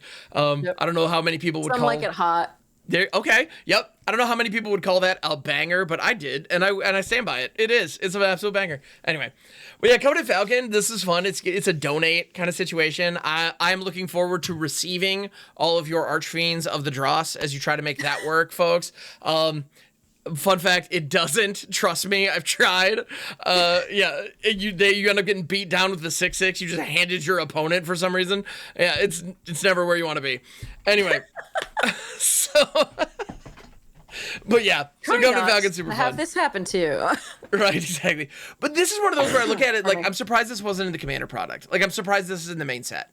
You know, it's a disguise. It can flip face up for 2, and you get a 1/4 flyer, which. That's not bad. And whenever it attacks, you gain control of target permanent you own but don't control, which is kind of fun. Like, no, that one, give it back. So if people are taking your stuff, you can regain it, which that alone actually is probably worth the price of admission. But then when it's turned face up, you can also give your opponents any number of target permanents you control, and you draw a card for each one that you do. So the idea is you give a bunch of things out to all your opponents, you draw a whole crap ton of cards. With every attack, you get those things back. Obviously, if you're in Commander or something, you run this alongside Homeward Path and you're having a great day. Any Zedru kind of situation where you like to donate your stuff, cool, go nuts. I mean, in Limited, this is going to be useful if the thing is under the blue enchantment removal, where it's tapped down, can't get untapped. So they put the blue enchantment removal on your creature. You give that to them, and draw a card. When you attack, get it back. Yeah. I'm also realizing a fun rules interaction that I think is important to note. Auras. When control of an aura changes, what they're attached to does not. And so if you have an aura on one of your things, or an equipment for that matter, the opponent would have the opportunity to activate the equip and move it. But like for auras, like if you have an aura in your, if you have a, as long as it doesn't say like, the aura's controller draws a card, then you're... Yeah, exactly. Yes. If it says like, yeah, you draw a card, then, but if it says attached creature gets, or, whatever, then you're fine. But yeah, you can give control of an aura to somebody else and not lose anything. In many cases, you will lose absolutely nothing. There's no difference on the battlefield except it will just draw you a card. So that's kind of fun. So definitely take advantage of that if you're doing those kind of things. So I don't know. It's a neat one. Yeah, it's pretty cool. But yeah, man, we've been at this for 2.5 hours already, and it feels like we kind of just started because I knew we wouldn't have trouble filling airtime. No, not at all. No. Hopefully this helps people with their pre-release. Absolutely. Yes. That'll be really nice. Yeah, and if you have any questions specifically for us, please hop into our Discord, the MagicJank Discord. There's a link in the description wherever you're watching or listening to this. So yeah, so we can actually, or comment on the YouTube video, and we'll try and get back to you as soon as possible. Absolutely. Yeah, definitely reach out to us if you have any questions or anything. You can also tweet at us at MagicJank, definitely, and we do keep an eye on that. So if you have any specific questions or topics that you'd like to see us cover in this podcast, don't hesitate to reach out. We are shockingly available. So yes, I mean, well, we're all very busy people, so if you need a lot of time, I don't know about that, but feedback on the show is welcome. Let me put it that way. Yeah, Headology, thank you so much for joining. Before we go, could you tell folks? Thank you so much for having me. Yeah, could you tell folks where they can find you on the internet, what they can expect to find when they get there? I'm on Twitch. I'm trying to do more regularly, but teaching has been taking precedence there, but I'm trying to do, nightly at 11, but I don't know that I'll actually be able to do that. I've got so many Pacific Coast students. But we'll see. But yeah, so Twitch and Twitter and YouTube, HeadologyMagic. HeadologyMTG on Twitter and HeadologyMagic on Twitch and YouTube. So it's just a good time. I love it. And I hope to see you there. I do like to respond to whatever I can in terms of comments. So please do let us know. And we have a Discord channel as well in case you're interested. The link can be found in my About Me page on Twitch. Excellent. Yay. And I can vouch, those streams are awesome. They're usually after my bedtime, so I don't get to hang out as often as I would. But if you ever just want to just kind of enjoy some chill vibes and then realize that you learned a crap ton along the way, it's a great way to do it. If you care about Limited, it's a good time. I highly recommend. So yeah. Awesome. And join Ham's stream for just a great time and a nice, really, really inviting community. Some great humor. It's fun. Some dad jokes, like we do. We got the dad jokes. On absolutely. Both of our streams. Yes, absolutely. Oh yeah, the silly jokes are definitely a part of the experience. It's very important. Absolutely. Yeah. And you can and Ham makes really great time to play with his viewers. Thanks. So you can actually get some interaction, some good games in. So yeah, I have so on Fridays I actually do viewer battles all day. And it's not subscriber, and it just get in here, just you have to wait your turn, that's it. And it's just the best of one battle in whatever arena format you want. So it's a lot of fun. And so if you just have a janky alchemy deck, I have alchemy decks that I keep on board just in case. I never play them independently, but if you want to go, I'm ready. Let's do it. Same with Standard Brawl. I don't play Standard Brawl, but that's why. If you want to battle limited decks in a particular format, you need to give me a heads up so I can actually get one dialed in, because I don't always have those. But if a new set drops, I try to maintain at least one. I try to maintain at least one draft deck.